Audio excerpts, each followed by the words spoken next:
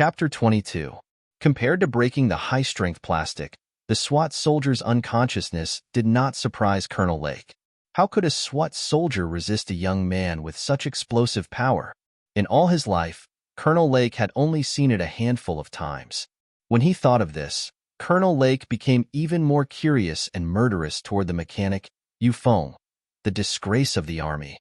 The young man was already so strong. So how strong would the mechanic be? However, he did not waver in the slightest. Just like Su Li's belief, Colonel Lake did not care about the strength of the target. He believed that no matter how strong the target was, they would still be vulnerable in the face of the powerful weapons of the federal military. Throwing his sunglasses to the ground, the colonel walked to the front of the command light screen of the temporary camp and silently watched the flashing green dots on the light screen. There were also two completely different color areas. The red and blue areas represented the possible hiding places of Target 12. However, due to the time delay in locating the target, it could only gradually spread out. As the command signals from the capital ring continued to be transmitted back, the red and blue areas on the light screen gradually shrank.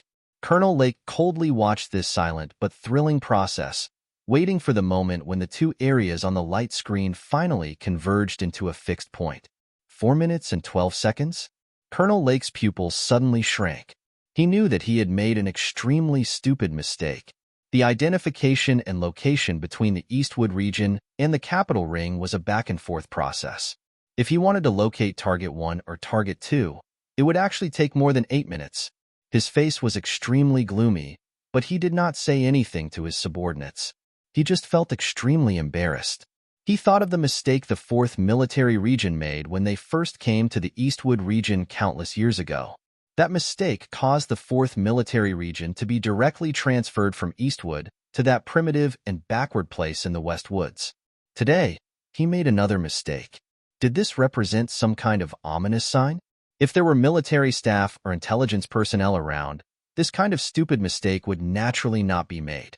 However, the problem was that Colonel Lake was a frontline combatant. In order to maintain the confidentiality of this operation, he did not follow the procedures to organize the staff headquarters. I have to hurry. Colonel Lake stared at the two color areas on the screen that were gradually approaching each other. He thought that as long as the deepest part of the two color areas overlapped, it would roughly be the rendezvous point of targets 1 and 2. Inform me as soon as you locate him. Everyone, prepare to move out. Colonel Lake handed over the work of setting up the temporary camp to the Donglin garrison troops. He notified the team members hidden in the city through the shoulder communicator. He then sat on the armored military vehicle and headed toward the depths of Hushi State City under the twilight. Su Lu scrambled down from the cart. He didn't notice the knee-deep black water in the tunnel. He found the steel ladder and desperately climbed up. He had to save all the time he had. When he reached the top, he smashed the lid open and climbed out. He skillfully raised his elbow and pushed the extremely thick electric switch up. A burst of bright light illuminated the entire room. It was the operation room of the mine where the teenager had stayed for 4 years. He opened the dust-proof door of the room, passed through, and came to the living room. He then saw a familiar person leaning on the sofa in a familiar posture. The repair shop owner, Feng Yu, seemed to have no bones. He lazily sunk into the soft sofa. The pure silver lighter in his hand had just been extinguished. The smell of kerosene seemed to be floating in the air. The cigarette in his dry lips had just been lit. The butt was bright red, but he didn't have time to release the smoke. A fugitive trader greeted his closest employee and apprentice in this city in such a posture. Amidst the absurdity, there was a comforting sense of stability. Su Lu, whose face was covered in sweat and blood, stared at him in a daze. Looking at the miserable wound on his thigh, he didn't wait for his breath to calm down. He opened his mouth and asked, "How much time do we have?" Feng Yu raised his eyelids a little weakly. He glanced at the little guy who had accompanied him for 4 years. He smiled slightly and said, "It takes at least 8 minutes and 24 seconds for the electronic surveillance to track the location of the chip and send it back to the Bureau of Proclamation on the capital planet. After that, it will be accurately located and sent back to the execution team here. You came here by the minecart. The speed is not bad, but the positioning system has been following you. In about 6 minutes, it will be able to find your trace through the sewer pipe.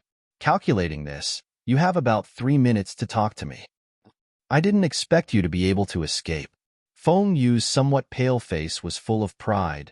It seems that the trash of the Department of Defense can't compare to the things that I casually taught. I just didn't expect you to actually dare to escape and be willing to come to me. The two of them knew very well that Sulu dared to escape from the control of the military, which was equivalent to putting himself on the opposite side of the Federation. For this, he would have to pay an extremely heavy price. However, Feng Yu's face still didn't show any signs of being moved. There was only calmness. 3 minutes can't be used to chat. After all, I'm not ready to hear your last words. Sulu lowered his body and dug out a few green military weight belts from under the sofa. He was ready to tie Feng Yu up. I'll carry you and run. Feng Yu clearly had no interest in being a dumpling. He gently patted Su Li's hand. A trace of guilt flashed through his eyes. He said, "You can't escape.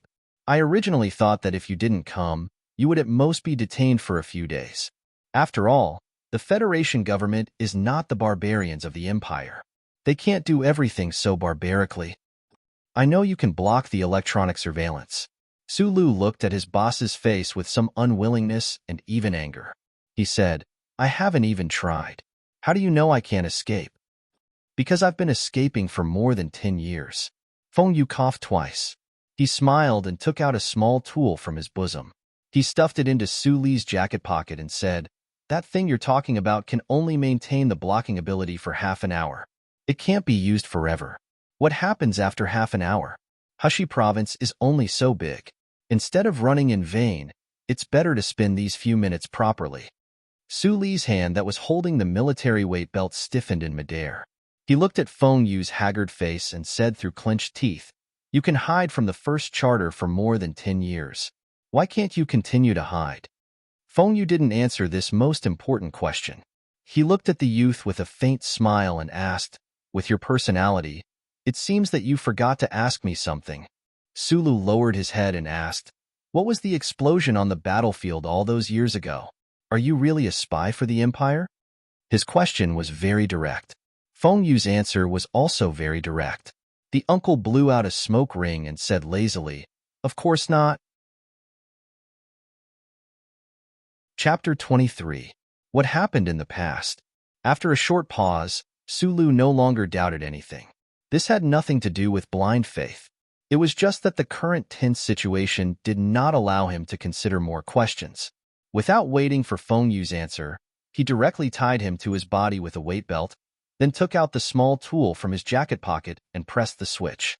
A light blue light was emitted from the metal tool, covering a certain area and wrapping Sulu and Feng Yu's bodies.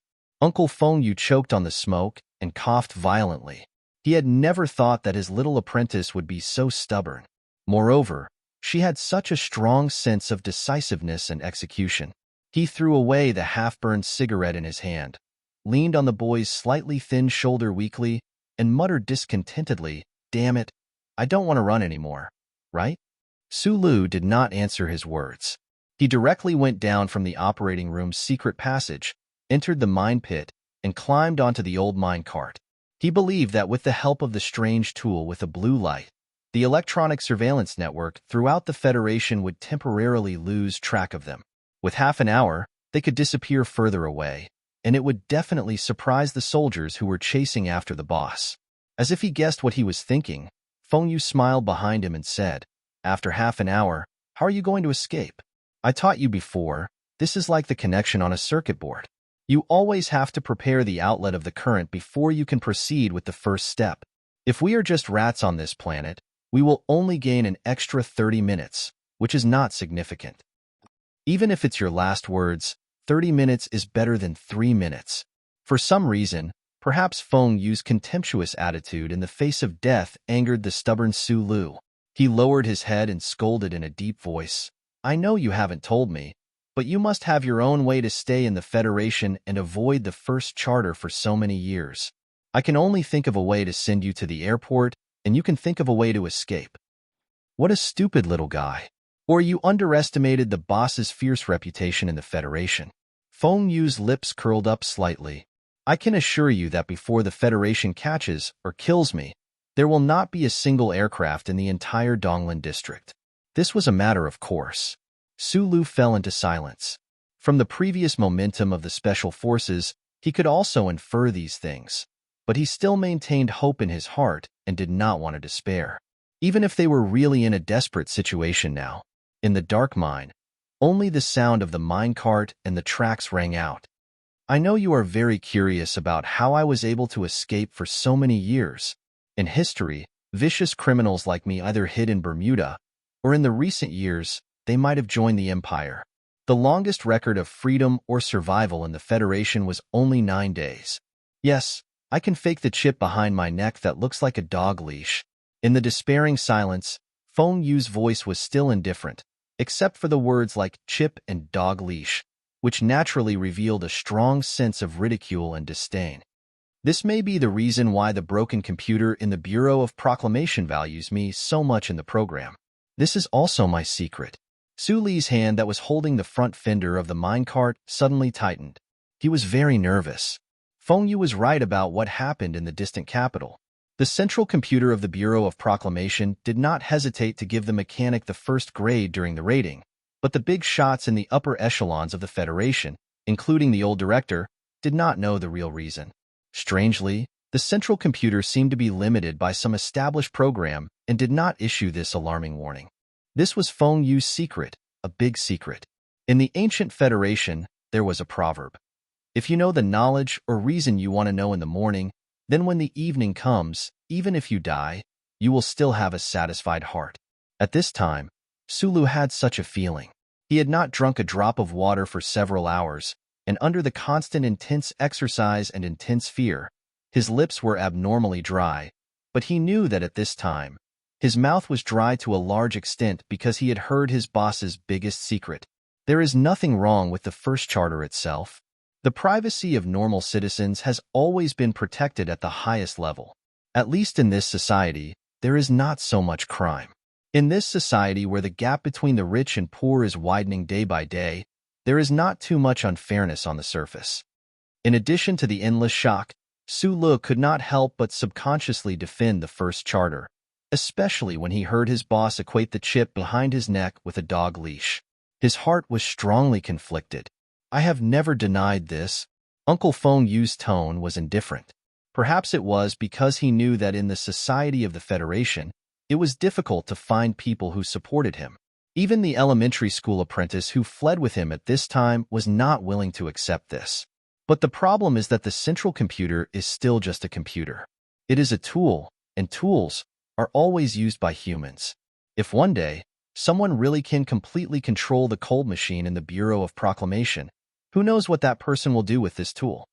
Su Lu did not really understand, but he could feel that he was in an endless pit of darkness, as if he could never see the light of the way out. He felt a chill for no reason, and the place where the chip was planted on the back of his neck began to have dense goosebumps. Perhaps it was to drive away the chill in his heart. Su Lu asked in a hoarse voice, "If that is the case, you must have a backup disguised chip. Wouldn't you be able to escape the Federation's bounty by installing it? Why don't you use it?" Feng Yu's white hair wasn't very obvious in the dark, but it still gave people the feeling that he had gone through the vicissitudes of life. He touched his hair and said in a rare serious tone, "Because my leg is injured. I think the Federation will definitely not miss the opportunity to collect my blood sample."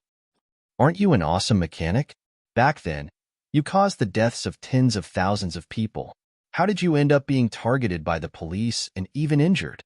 Su Li's words were not a question, but rather to make himself feel more relaxed. "Because I am old."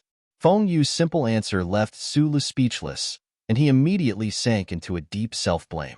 The youth knew that the federal military must have found this place and found Feng Yu through that stun baton. "This is a matter of luck. It has nothing to do with you."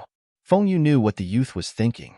Although he did not know how the Bureau of Proclamation found him again, his brain was much stronger than the average person's. He easily deduced that the process must be extremely absurd and filled with countless coincidences. "On the contrary, I should be the one who dragged you down, so I'll give you something." Feng Yu sighed and put something on Su Li's wrist. He took off his watch. "This watch is for me as a souvenir." Sulu used the extremely dim light in the tunnel to clearly see the cold object on his wrist. It was a bracelet that gave off a faint metallic glow. He did not know what material it was made of.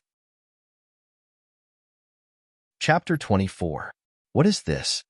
The speed of the minecart gradually slowed down in the tunnel, and the clanging sound gradually subsided, making Su Li's trembling voice particularly obvious. The teenager's hand, which was always steady, was also trembling. He touched the smooth bracelet on his left wrist. He vaguely guessed something, but he couldn't believe it. Fengyu didn't answer. Suddenly, the 0.7 centimeter thick metal bracelet slid like flowing mercury under the touch of Su Li's fingers. Very thin lines appeared on the surface of the metal, and then the bracelet cracked, revealing the extremely complex and delicate structure inside. In the hollow of the bracelet, 3 thin metal wires were strung with an unknown number of shiny metal particles. It was like the starlight drawn into lines in a surreal oil painting, stringing all the dazzling stars together. Under the dim light in the mine, Su Li's small eyes were wide open, staring at his wrist without blinking, as if he was looking at an immortal or a monster that didn't exist in this world. Those metal wires were too thin, and the vibration of the mining car was too strong. Sulu was very worried that these metal wires would be broken at any time. Those shiny metal particles were too small, so small that they seemed to be weightless. They could be blown away by the faint wind in the mine at any time, and no one could find any trace of them. In the eyes of ordinary people, these metal wires and tiny shiny metal particles might be very delicate and fragile handicrafts, but Sulu had studied mechanical engineering with Fengyu for 4 years. He had a natural sensitivity to all the crystallization of human-machine civilization. At a glance, he could tell that there was something on the surface of these metal particles that the naked eye couldn't see clearly. It was the flow of lines that were as beautiful as a work of art. It was a crystal core array that was arranged and combined in a very wonderful way. Although Sulu didn't know how these things were combined in such a small area and how they played a role, it was very simple to associate it with the secret that Fengyu had mentioned before. Camouflage chip? A camouflage chip that could pass all the monitoring and detection under the glory of the first charter. The back of Su Li's neck turned cold again because he knew that there was a similar chip hidden in the depths of his neck that had accompanied him for 17 years. To be more precise, every citizen of the Federation had such a chip in their body, and for countless years, no one had ever been able to replicate such a chip, and no one had even dared to attempt to take it out, unless they decided to flee to another country and never return to the Federation for the rest of their lives. At this moment, the bracelet on the youth's wrist contained a chip that could perfectly disguise him. Sulu could clearly control what this represented under the strong impact of his emotions. However, he only knew one thing, and that was that this chip represented a brand new life. He also remembered what his boss had said before. The person who could develop and put the camouflage chip into practice would definitely receive the Federation's highest honor, the Nebula Award. Of course, if there really was a scientist in the Federation who had developed such a thing, before he received the Nebula Award, he would definitely be sentenced to life imprisonment by the Federation government. But in any case, Sulu was still shocked. What kind of knowledge and power was needed to contend with the Federation's most powerful civilization, the glory of the Charter? He turned his head to look at Fengyu's somewhat tired and old face in astonishment. His mouth opened for a long time, but he couldn't say anything. He had never been so shocked in his life, except perhaps for that loud noise 12 years ago. It was also this kind of shock that made Sulu neglect another admirable workmanship of the bracelet. The fingerprint authentication and activation were completed in an instant. This itself wasn't a particularly difficult thing to do, but for it to be completed so quickly on a metal bracelet of such thickness, it also explained many things. As I said, this is my gift to you. Fengyu didn't seem to know what kind of uproar the bracelet he had casually thrown to Sulu would cause if it appeared in the Federation society. He said, "If you don't want to be locked up in prison for a few years because of me, find some time and space to take out the chip in your neck and replace it with one in the bracelet. Your identity information and the operation method are all in the hologram. You can learn it yourself. With your ability, it shouldn't be difficult." At this time, the mine car had already stopped at a certain intersection in the mine. Su Li's gently trembling fingers replaced the bracelet in its original position. He subconsciously wanted to throw the bracelet away in fear, or return it to Feng Yu. However, he found that the bracelet couldn't be thrown away. It was perfectly round, and he couldn't find any gap to open it. It was as if he had worn it since he was a child. You use it. Otherwise, you will die. You can use it. Su Lu looked at Boss Feng's white hair. Only today did he know what kind of mysterious and unfathomable person his boss was. He couldn't help but stutter. I will be locked up for a few years at most. You will die? Stupid guy. I already told you the reason. Feng Yu looked at the young boy's young face expressionlessly and said, and this thing can only be used by one person. Don't ask me why. In the future, don't try to use this chip to save other people's lives. Go, change your identity, go to the capital ring, live a new life, and use another method to realize your life dreams. Another identity? Another life? Su Lu was suddenly stunned. The boss's words and the real cold metal touch on his wrist reminded him that his life, which he thought was hopeless, suddenly opened another door for him. But behind that door, was it really his ideal life?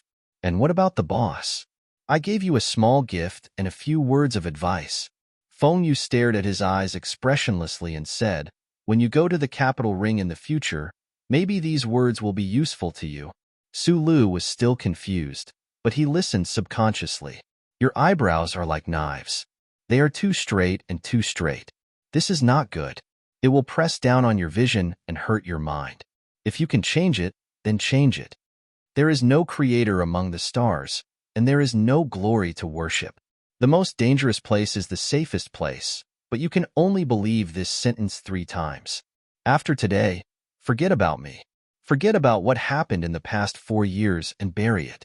Don't expect to find any justice or reward, and don't do boring things like revenge. I am not your father, and I don't have much kindness for you. Just be careful to stay away from the people in your life, the kind people who eat your meat but advocate vegetarianism. I know you are very curious about the explosion in the war years ago and my crime. You are willing to believe that I am innocent, but I can't say that I am innocent. But I can tell you that it won't be long before you find out what that explosion looked like. I'm done talking. Feng Yu's white hair suddenly looked dazzling in the dark mine. His real age was finally exposed. He took out a cigarette from his pocket, lit it, and took a deep breath. Then, he blew it on Su Li's face and continued, time is almost up, and they will be here soon. You can get lost now. Su Li listened to him in a daze. He felt that there was a sadness that kept rising from the bottom of his heart, piercing the top of his head. He said in a hoarse voice, as if he was begging, you have to live. Of course I will live. I will live forever. Feng Yu's face suddenly showed an extremely awesome expression. He looked at the bracelet on Su Li's wrist and said, do I need you to tell me that? After saying this, the Federation's #1 traitor, Donglin's normal mechanic Feng Yu kicked Su Lu, kicking the silly teenager into the sewer beside the mine. Chapter 25. There wasn't a lot of sewage in the sewers. It was difficult for it to form a turbulent flow, let alone an ocean. However, this section of the sewers was the section with the largest drop in the sewers of Hushi State. Under the impact of the sewage mixed with garbage, rotten leaves, and plastic bags, Su Li's thin body couldn't maintain its balance at all. He could only helplessly and sorrowfully follow the flow of the water. He watched as his boss, Feng Yu, quietly turned around on the other side of the water, leaving him with an indescribable back view. Sometimes it floated, and sometimes it sank. The fishy water current sank Su Lu to the bottom of the water, and then it carried his body out of the waves. He didn't know how long he floated and how much saliva he swallowed. Finally, he arrived at a section where the water was gradually calming down.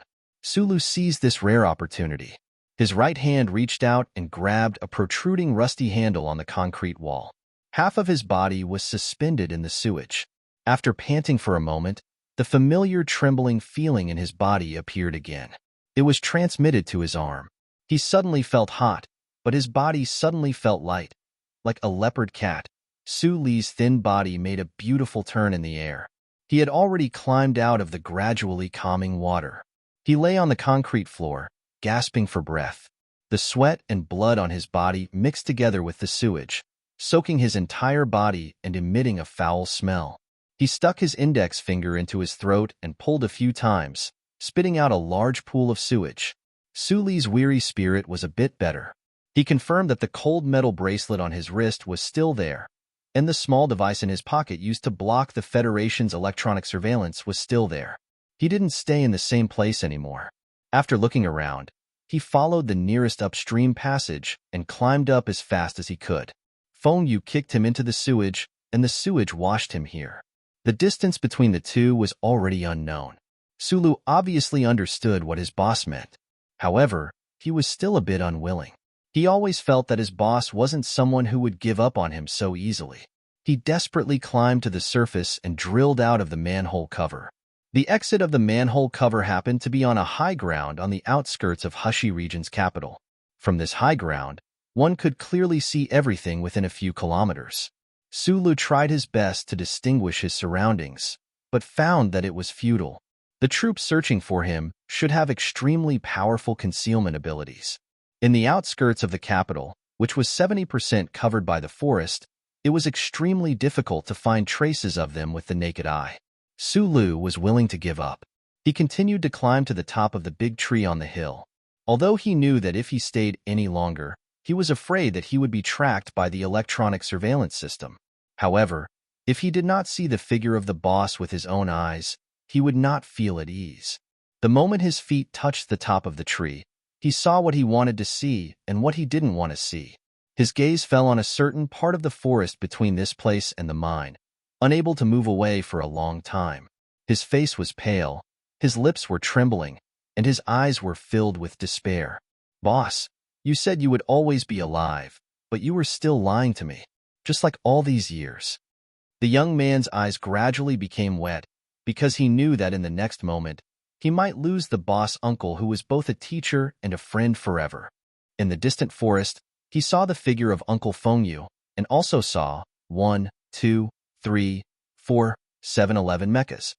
In the temporary camp outside the 4th Street, the two colored blocks on the light screen overlapped with each other, and one of the colors had already been successfully condensed into a specific coordinate and turned into a light spot.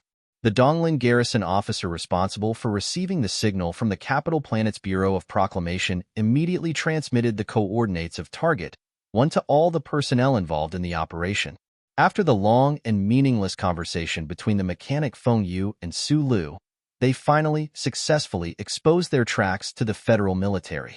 The hundreds of Special Forces elite soldiers who had been tracking the blurry colored blocks, as well as the 4th Military Region's mecha squad that specifically came from the faraway West Woods and was fully responsible for this mission, all rushed to the valley as fast as they could.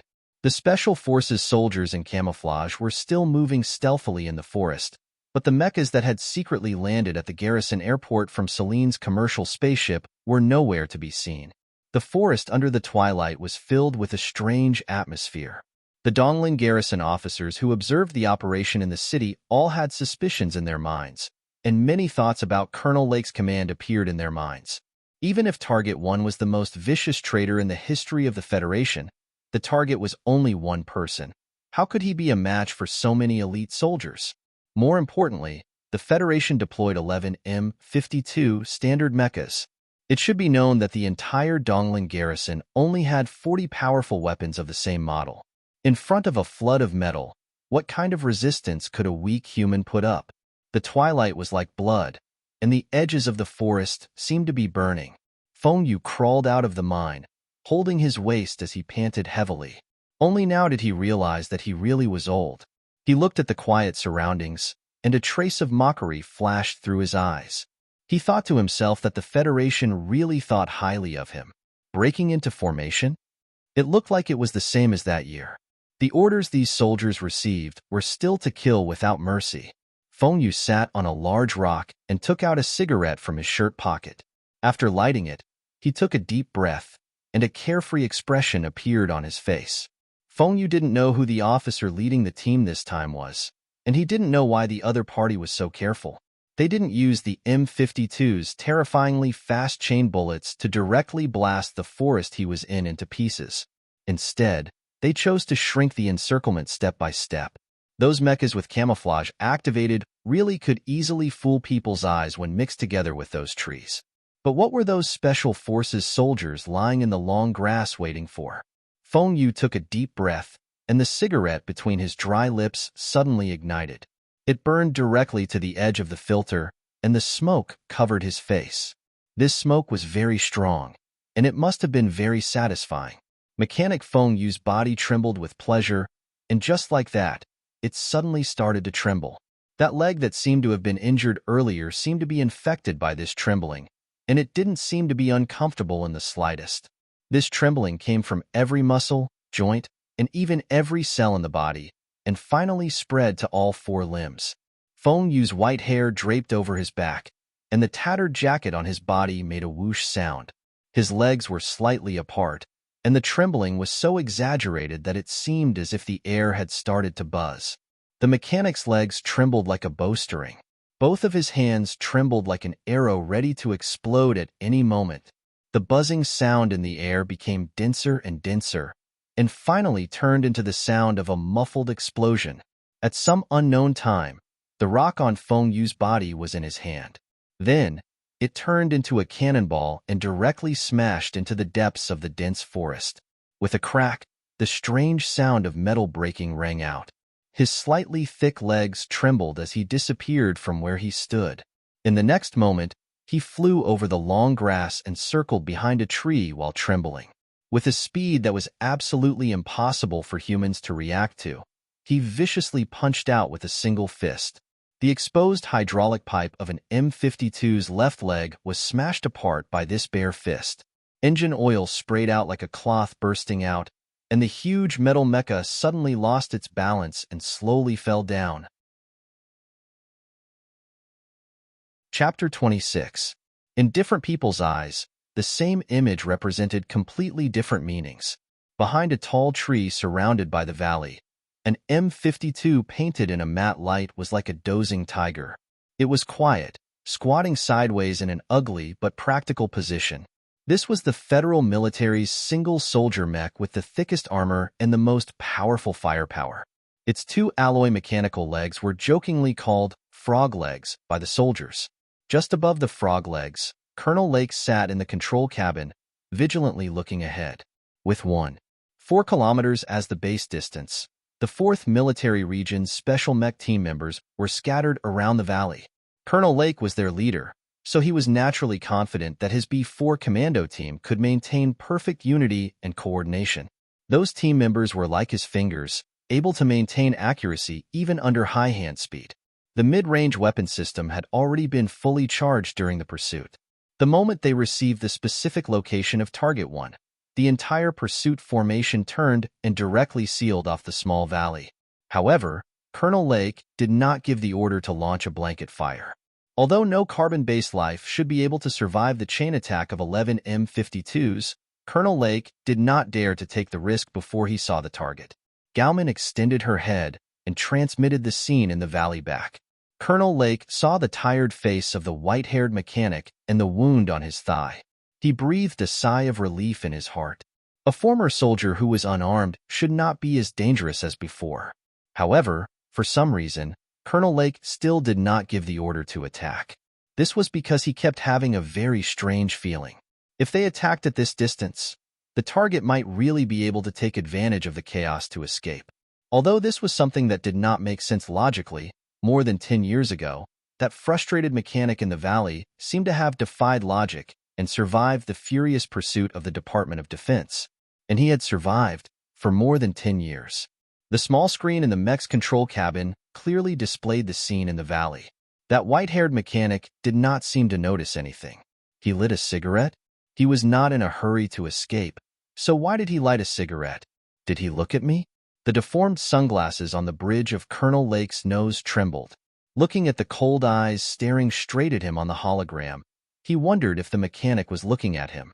Could it be that the other party had discovered his existence from such a distance?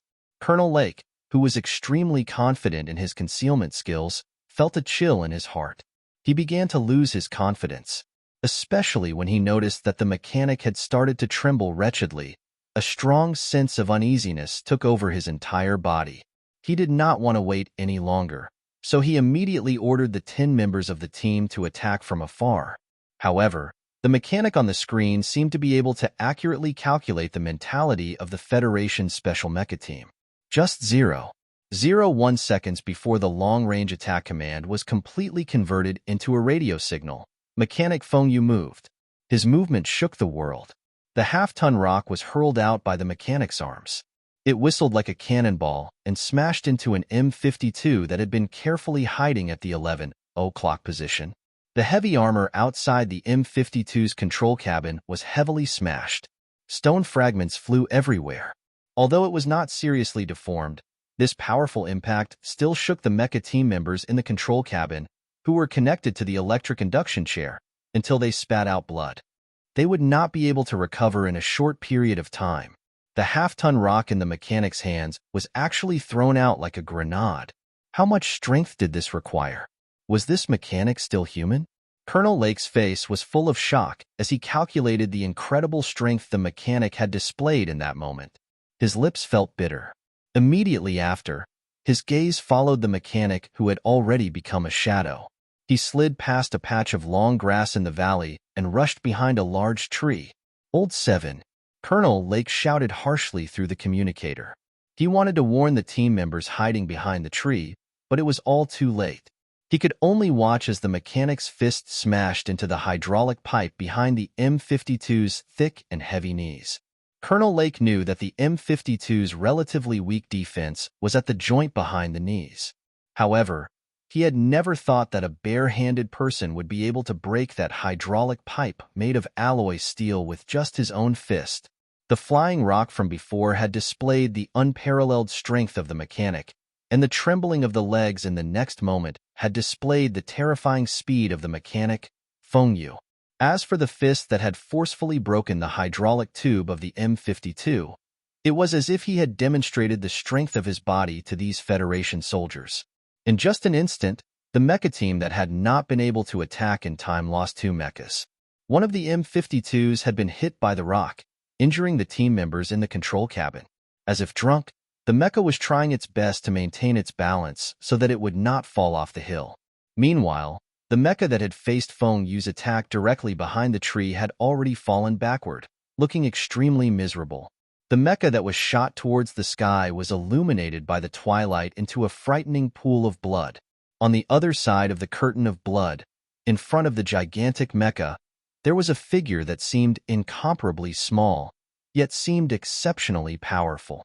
At this moment, the special mecha team members and the Dongling Garrison Special Forces in the valley were all stunned. The white-haired mechanic did not seem like a person. At least, he was not a normal person. In this world, no normal person dared to confront a mecha head-on. However, Feng Yu had proven that in the face of powerful individual strength, the metal mecha of the mechanical civilization was not an existence that could not be resisted. The special mecha team of the 4th Military Region of the West Woods, led by Colonel Lake, had been recommended by the Bureau of Proclamation to be in charge of this assassination mission. They had also received the approval of the Ministry of Defense and the Special Task Force. This was because in the war with the Empire a few years ago, the 4th Military Region's powerful combat strength had received the respect and trust of the entire Federation. However, in the face of this sudden change today, the usually cold and determined Colonel Lake still felt a wave of shock in his heart. This was because he realized that the strength displayed by the target of this operation was something he had never seen on the battlefield before. It was also something he had never learned in the 2nd Military Academy. However, the strong nerves of the Federation soldiers caused the entire formation in the valley to only pause for a moment.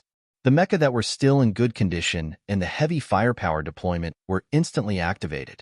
Mid-range weapons began to discharge energy and metal bullets in the direction of the tree. Even if there were still their own comrades there, they had to react immediately and kill that traitorous mechanic. The shrapnel easily shredded the tree into countless pieces that flew in the air. The frightening sound of gunfire in the valley covered up the existence of everything. In just an instant, countless bullets bombarded the back of the tree. Can old 7 hold on? Colonel Lake led 5M52s along the path in the valley and rushed over there as fast as he could. There were no loopholes in the entire encirclement. He was worried for his team members in his heart. However, in the next moment, his eyes narrowed slightly. With a heavy heart, he pressed the button beside him with determination. From this moment on, the function of the enemy identification system disappeared. Unlimited attacks began. The mecha that had its hydraulic pipes blown apart also became the target of countless firepower attacks. This was because he realized that the mechanic's ghostly figure had already climbed to the abdomen of the crippled mecha. Using some unknown method, he actually easily removed the mecha's protective shield and was about to open the operating cabin. Chapter 27. Feng Yu broke the hydraulic pipe with one punch, and the mecha behind the tree fell backward. Meanwhile, he used his fastest speed to crawl to the belly of the mecha. His hands were still trembling as he stroked the surface of the large and cold mecha, but his movements were abnormally gentle. It was as if he was a nervous, trembling virgin boy caressing the woman he loved the most. Except that this woman's body was a little too big. This scene was very strange. The toppled M52 mecha kept bouncing back and forth as the mechanic Feng Yu stroked it with his trembling hands. The mechanical arms extended and contracted rapidly, and with the hiss of the motor, the mecha twisted and turned on the ground. It seemed particularly restless and awkward, as if it was ticklish, but also as if it was trying to please Feng Yu charmingly. It was also this M52's bouncing and twisting movements that had successfully helped Feng Yu block several long-range sniper bullets. Compared to the movements of the mecha below him, Feng Yu's expression was unusually solemn. He continued to seriously move his hands, and in the shortest amount of time possible, he had removed all of the external defensive functions of this mecha. This was very strange. In Feng Yu's hands, the military standard mecha seemed to have become a dull toy. Or perhaps it was more like a puppet. The mecha's movements, which could only be controlled by the computer in the cockpit, appeared as Feng Yu touched the mechanical joints at the back of the mecha. Feng Yu's hands seemed to have some kind of magic. Feng Yu was as familiar with this mecha as if it was his own body. In just 1 second, he had removed all of the mecha's resistance and successfully opened the cockpit at the belly of the mecha, revealing the shocked face of the still young 4th Military Region's mecha warrior inside. Stop him. Colonel Lake did not give this order. He watched the scene in shock, knowing that he had to make an effective response in the shortest amount of time possible. Based on the Federation's preparations, even if the mechanic was able to knock down 1 or 2 mecha, he would still not be able to leave the valley alive. However, once he really managed to snatch a mecha, who knew what would happen after that? Even though he was in a state of shock, Colonel Lake was still extremely impressed by the scenes on the screen. Earlier, the power that the mechanic Feng Yu had displayed was too inhuman, so other than shock, Colonel Lake had no other thoughts. However, at this time, the mechanic was like a chef, controlling a mecha through the external mechanical joints of the mecha.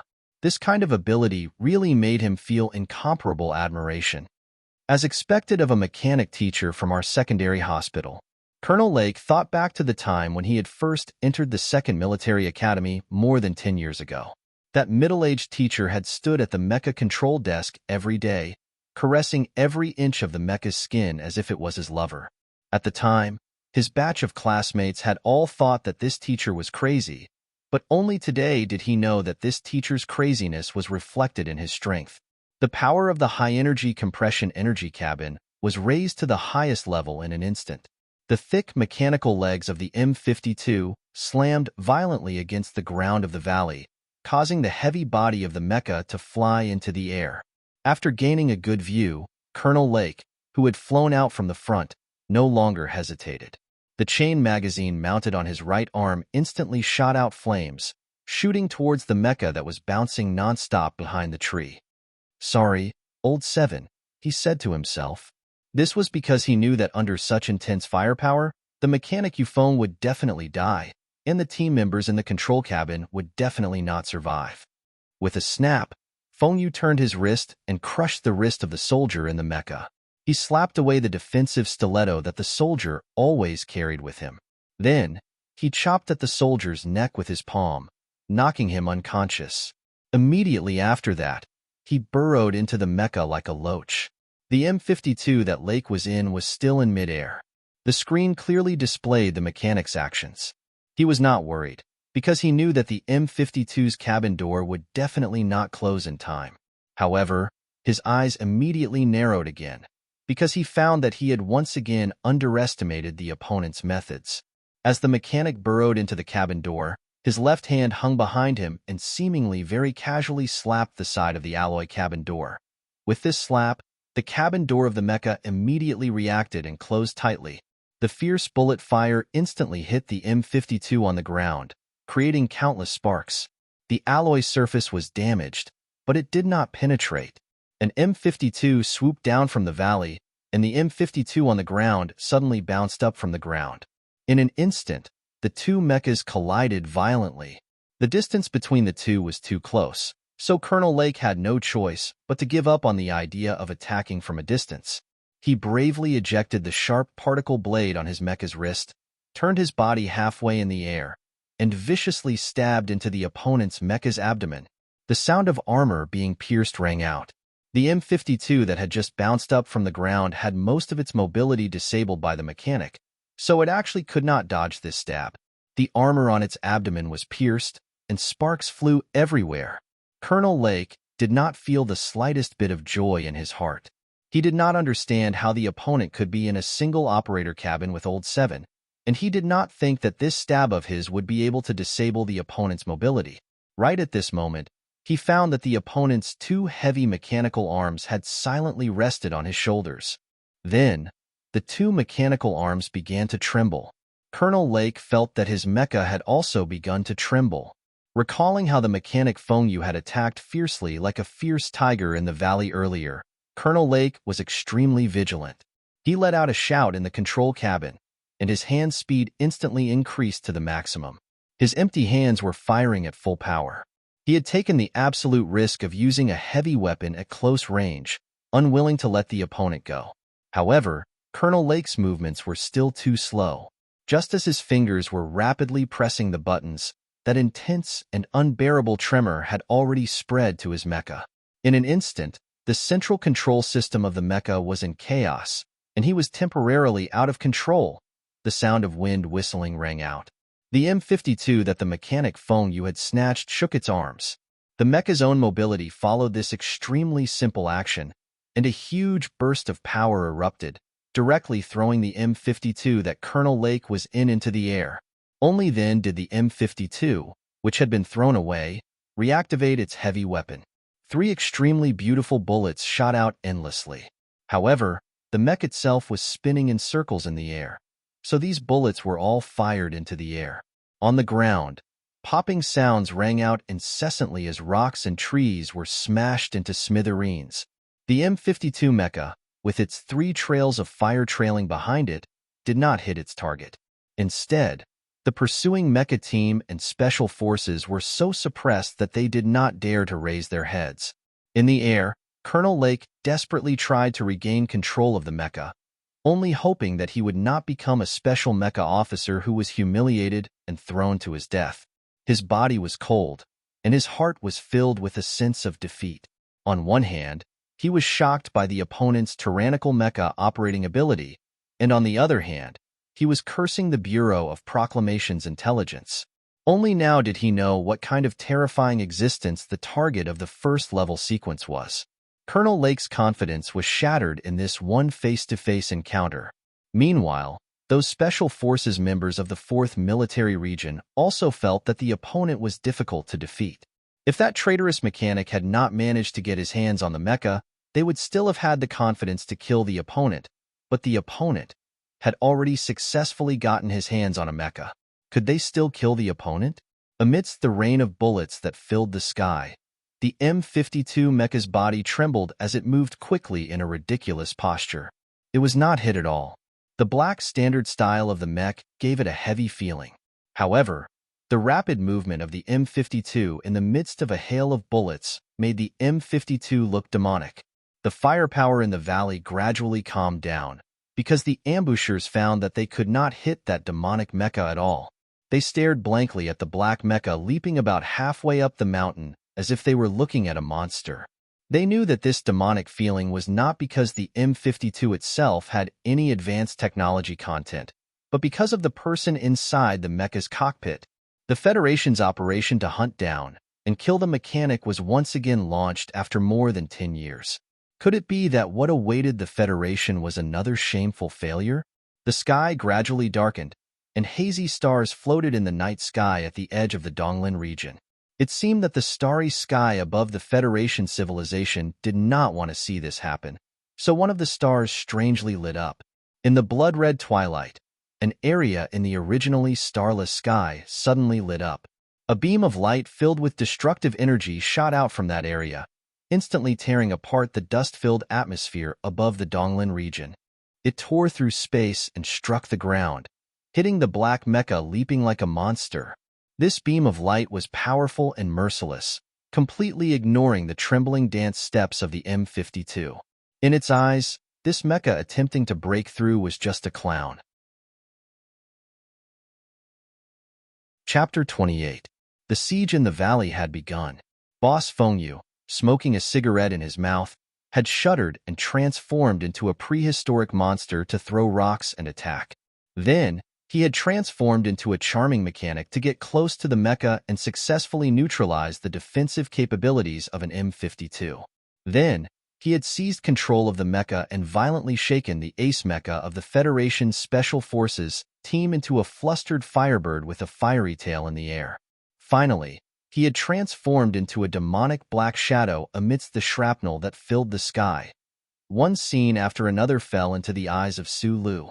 He had been standing at the top of a large tree on that hill in the distance, his hands tightly gripping the branches beside him to maintain his balance. He watched everything unfold in the distance with incomparable emotion. Although he was far away, he still felt shaken to his core. His body had been trembling non-stop, causing the birds on the tree to fly away one after another into the twilight. Of course, this was not a strange ability he had learned to call himself Uncle. It was an instinctive fear and agitation. He had thought that Uncle Boss would be killed by the military in an instant. He had even thought that Uncle Boss had grown tired of his life as a fugitive and had chosen a quick method to end his own life. However, he had not expected that the following development of the plot would be so sudden and unexpected. Apart from making him sweat profusely, he was so nervous that he wanted to vomit. In particular, the powerful strength that had erupted from the boss's trembling legs and trembling body, as well as his valiant performance after he had burrowed into the mecha at the end. It was as if he had given Su Lu, who had been watching the battle from afar, an opportunity to learn, opening a completely different window. In this world, probably only Su Lu knew what those tremors were about. The youth stared in shock at the valley, thinking to himself that the boss had not practiced or performed in these 4 years. He was probably too lazy to practice, but even so, he was still strong enough to fight head-on with the mecha. What kind of absurd life and person was this? Whether it was in novels or movies, Su Lu had never seen such a powerful figure. When he thought of how this figure had been by his side for 4 years, he suddenly felt at a loss. He vaguely felt that the things his boss had taught him might lead him to a completely different path in life. However, Su Lu still couldn't imagine himself becoming an inhuman like the boss in the future. That was too inconceivable. The window was open, but the grassland outside was still vast and boundless. The road was in front of him, but he didn't know where it ended. The youth just stared blankly at the movement and silence. He didn't have any ambition, and he didn't even have the extravagant hope of becoming such a strong person. This was because he knew that his current ability was at least a few dozen light years away from the realm displayed by the boss in the valley. But no matter what, Su Lu watched as the black mecha the boss was in was about to break out of the encirclement and escape the encirclement of the federal military. His mood was incredibly relaxed and happy. The base of his thigh no longer twitched. He prepared to sneak down the tree and find a quiet place to carry out the mission his boss had given him. He would hide under the watchful eyes of the Federation and never come out again. Just as everything was developing in a good direction, he reflexively turned his head and saw that beam of light. That beam of light that had shot straight down from the grayish-red sky, smashing viciously into the valley. At this time, it was already late in the evening. Half of the night sky was already black and gray. Occasionally, a few small stars would flash with a hazy light. However, in the night sky above the valley, there was not a single trace of a star. It was only a stretch of emptiness.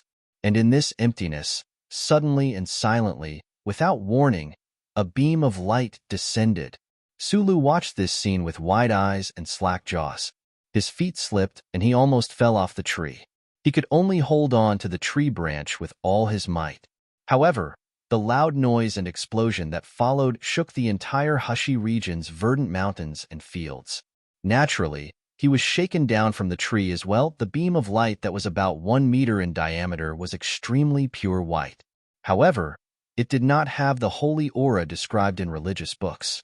Instead, it was full of a destructive and powerful aura.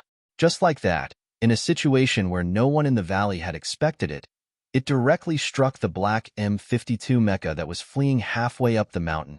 That black mecha, which had appeared to be at ease despite being besieged, was like a pitiful and lowly insect under this beam of light. It couldn't make any evasive movements at all and faced it head-on. The super alloy armor was instantly torn apart under the white beam of light.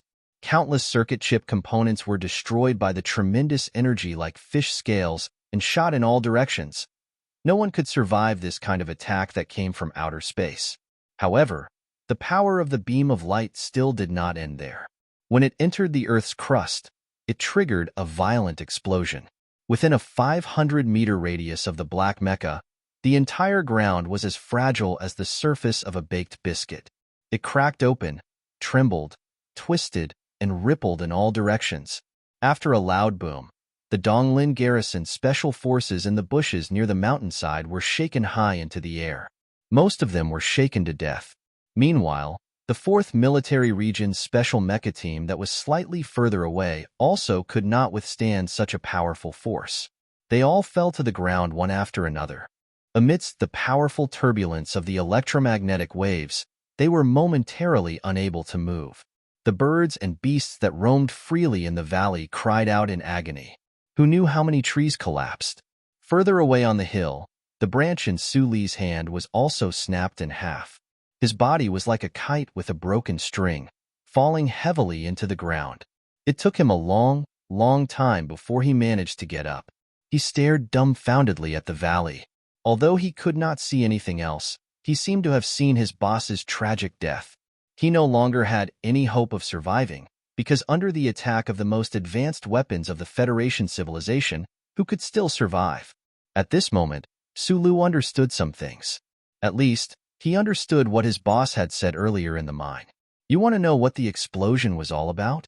Perhaps you'll be able to see it in a moment. Yes, Sulu had seen the beam of light, had seen the explosion. That was why he understood. The explosion in the armory more than 10 years ago was most likely a similar scene. However, the armory back then was full of ammunition, which was why the scale of the explosion was so much larger. As expected, his boss had been wronged.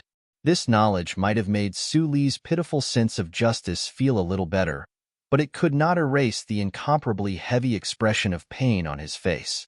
He rubbed his eyes. Taking advantage of the fact that the army in the valley was also in a state of panic, he forced his tired body to run down the hill into the darkness. The energy of the device had been charged again. The youth pressed the button, letting the faint blue light envelop him. Then, he began to flee. He told himself that he had to live. He had to live well. He had to live for his boss and his own share when the youth Sulu embarked on his journey of escape. In space 600 kilometers away from the surface of the Donglin region, the very beautiful Westwood's commercial spaceship that glowed with a silver light all over began to adjust its posture again. Attack complete. The captain of the spaceship looked at the small black after the explosion on the screen. After a moment of silence, he said, "Return to 1,200 kilometers orbit." Chapter 29. The Ancient Bell was the largest spaceship owned by the Ancient Bell Company. Its endurance was one of the top 10 in the entire Federation. The Ancient Bell Company was the largest company in the Westwoods region of the Federation. Its business covered many industries, and its capital was extremely strong. However, Even after hundreds of years of investigation by the Westwoods Region Management Committee using the Company Information Disclosure Act, they still couldn't find out who was behind this giant company. Many people guessed that other than the Federation's Asset Management Committee, there were also the shadows of the most powerful families in the Westwoods region behind this company. Some people even faintly guessed that the Ancient Bell Company might be related to the 4th Military Region, which had been stationed in the Westwoods region for countless years. This time, in order to cooperate with the Federation's plan, the Ancient Bell Company sent this spaceship to the Eastwoods region to bring greetings and officials from the Westwoods region. They started a series of government and civilian exchanges. On the surface, these activities were just to cover the actions of the 4th Military Region's Special Mecha Team. However, no one expected that the real fatal blow to the traitorous mechanic was actually this spaceship itself. It was just a commercial spaceship. How could it carry a space weapon that was strictly controlled by the military? The captain of the Ancient Bell spaceship was a big fat man. After confirming the effects of the vertical cannon through the thermal sensor and the Eastwoods satellite imaging system, he relaxed and leaned against the sofa, panting. He took the cup of coffee from his secretary, which was still warm, and drank a few mouthfuls without tasting the taste. When Colonel Lake comes back, he will be very angry, the secretary reminded the captain in a low voice. According to the usual configuration, the captain was usually accompanied by an officer. However, this fat man obviously didn't have the self-awareness of a company. He treated himself as some kind of officer, because in reality, he was originally an officer. The fat captain's face was very gentle, but the occasional flash of coldness in his squinted eyes showed his true personality. He said softly, "If Lake can complete this mission, of course I won't take the risk of using the main cannon." The fat captain's brows, which were covered by the wrinkles, flashed with a hint of gloominess. He gritted his teeth and said painfully, "One cannon destroyed half a year's energy quota of the company. Do you think I don't feel bad? That brat Lake is such a fucking disappointment. How much does the military spend on their special mecha team every year? There's nothing we can do about it. The orders from the capital are absolute. The President's Office, the Bureau of Proclamation, and the Ministry of National Defense are all pressuring the commander. We can't waste these resources anymore." The secretary shrugged and said, "It's good that the problem is solved. I have to go quickly. I still have to report and explain to the Eastern Woods District Office and the Administrative Committee. I also have to pass on the Federation's order to them. Otherwise, not only will the exchange visit between Eastern Woods and the West Woods be ruined, but the Eastern Woods garrison warships will also fly into the sky and surround us in anger. Give them 4 guts." The fat captain's eyes flashed with a hint of mockery. "Eastwood has been decadent for too long. Just hand over the Federation's secret order to the sector office. I don't think these officials will dare to do anything to our 4th military region. Speaking of which, the military region lost all its face on this stupid planet back then. Today, we've finally gotten some back." The secretary shrugged again. He was a civilian officer who had joined the Ancient Clock Company after retirement. Unlike the captain and the others, he still secretly maintained his military status in the 4th military region. Therefore, he did not understand, nor did he want to understand, why his comrades in the 4th military region always had such a strong sense of disgust towards the Eastern Woods District. The West Woods and Eastern Woods were clearly on opposite ends of the Federation. They were extremely far apart, and it was rare for them to even cross paths once in a few years. The captain's room returned to silence. The fat captain carefully put the cold coffee beside him, turned on the secret circuit, and faced the motionless portrait on the screen. He was extremely respectful and even a little flattering as he lowered his head and said, "Boss, we succeeded." The portrait was of a middle-aged man, wearing a well-ironed dark-colored military uniform. The gold stars and silver bars on his shoulders clearly showed this soldier's shocking military rank. The communication between Donglin and Silin would take at least 14 minutes. That was why the middle-aged general's portrait remained motionless like a puppet. However, his deeply furrowed brows and cold eyes still gave off an endless amount of pressure. The fat captain swallowed a mouthful of saliva and continued, "Just to kill the mechanic. We spent half a year's energy quota, but this was a mission issued by the Federation. Do you think you should send a letter to the president's office to let the Department of Defense and the Department of Energy coordinate and give the company a little compensation? He suddenly thought of a problem. Taking advantage of the time before the portrait on the screen moved, he said shyly. Also, the young miss still refuses to eat today. After saying this, the fat captain, who had fired the main cannon while talking and laughing, turned the mecha into ashes and destroyed countless green spaces in the suburbs of Eastwood, shrunk and turned off the communicator. Then, he ran out of the captain's room with his butt raised. Sulu had also not eaten today. Under the cover of the explosion, he ran down from the hill. Taking advantage of the chaos in the suburbs of Hushi State, he successfully entered the underground waterway once again. He ran as fast as he could and finally ran into a forest where there were few people. His butt fell into a thick layer of fallen leaves, shaking up a stale smell. The youth panted rapidly. He felt his body was abnormally tired and hungry. His heart was also very tired because of sadness.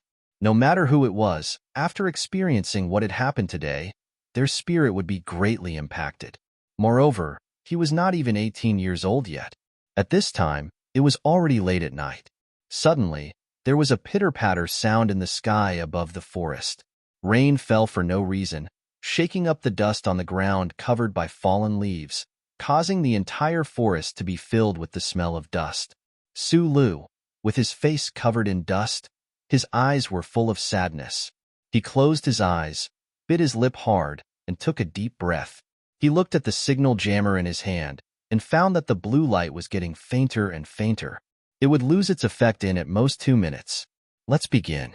Sulu stared blankly at the metal bracelet on his wrist. Using the pad of his finger, he gently touched it, revealing the metal wires and those tiny chips inside. He felt his heartbeat become stronger and stronger, but his body was getting weaker and weaker.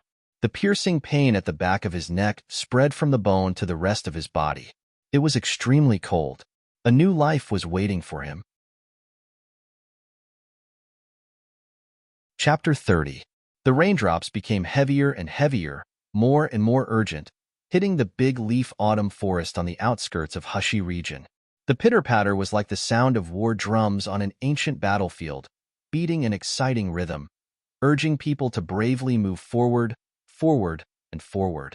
In the already soaked autumn forest, the rain soaked all the withered leaves of the trees, and also soaked Suli's body.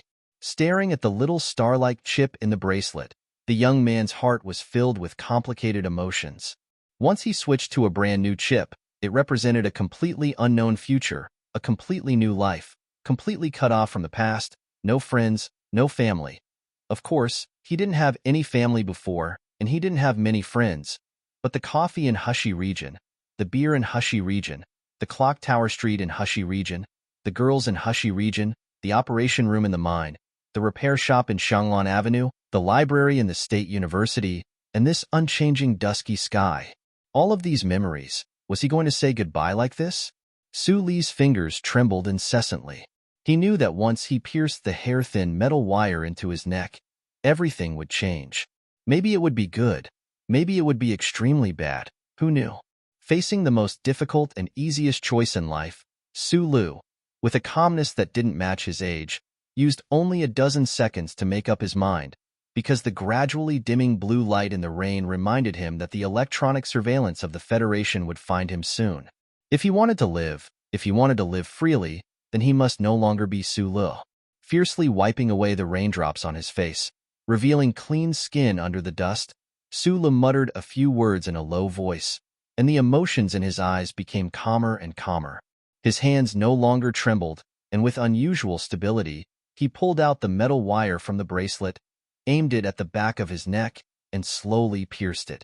As for how to exchange for a chip, the weak light screen that had popped up on the bracelet had already taught Sulu. However, the young man's current actions were, after all, exceptionally frightening and absurd in his knowledge. He had never even heard of someone being able to forge a human chip to avoid the radiance of the first charter. He didn't have much confidence. His hands still didn't tremble, but they appeared exceptionally slow. This was what the mechanic Feng Yu admired the most about him. He had a natural control over the metal mechanical chip, and more importantly, No matter what kind of dangerous situation he was in, this young man could always maintain his calm, even if it was only on the surface. In order to exchange for the chip in his body without the help of the relevant equipment, one must have the most stable hands and the most stable heart in the world. Coincidentally, Sulu had both of these. Even though he was so tired that he could fall asleep at any time, hungry to the point that his eyes were somewhat unfocused, and sad to the point that the rims of his eyes were still red under the washing of the rain, his hands were still stable. Perhaps it was precisely because Feng Yu believed in this young man's ability that he would hand over such a precious legacy to him. The extremely thin metal wire steadily stopped at a distance of 0.5 millimeters from the skin. The rain in the autumn forest very tactfully brushed past the metal wire and left, not interfering. This was a job that no one knew about, but was enough to shock the entire Federation. Right at this moment, something strange happened. The sharp tip of the metal wire, which had not trembled in the slightest, suddenly trembled as if it had smelled some kind of extremely sweet and blissful paradise. The tip of the metal wire rapidly trembled and vibrated within an extremely small range, faster and faster. It was so fast that it could not be seen with the naked eye, so fast that the wind and rain could not hit it at all. It seemed to have sensed something and continuously searched, using the tiny electric charge attached to it as a source of energy to search continuously. It searched on the exposed skin of Su Li's neck. A layer of small goosebumps appeared on the back of Su Li's neck. Because he was nervous, he allowed the rain to wash over him, but he did not dare to move at all. After who knew how long, only a light beep was heard. The tip of the metal wire that had been rapidly trembling suddenly entered a state of absolute stillness. The metal wire maintained its strange curved state, its tip aimed at the skin on the back of Su Li's neck. In this stillness amidst the wind and rain, a weak blue electric current began to accumulate, like an extremely sharp sword waiting to be unsheathed. A bolt of lightning illuminated the dark sky of the outskirts amidst the wind and rain. With a crack, the sound of thunder rumbled through the entire world. Like a light snake, the lightning carved a demonic mark in the air, and also slightly brightened the autumn forest. In this instant of light, the figure of the youth kneeling in the rain suddenly froze. With a whoosh, the metal wire automatically extended by 3 centimeters and easily pierced into the back of Su Li's neck. Then, the metal wire began to tremble with all its might, like a sword that was trying to break through the defense of armor. It was also like a lightning-striking venomous snake that was biting its prey, continuously injecting venom, wanting to give its target the final fatal blow. At this moment, if someone was present, they would definitely notice that the figure of the youth kneeling in the rain began to tremble in pain after stiffening. They would also notice that the skin on the back of the youth's neck seemed to have become transparent, and that the faint blue electric current was constantly swimming and struggling around his neck. In the autumn forest amidst the wind and rain, there was suddenly a slightly burnt smell.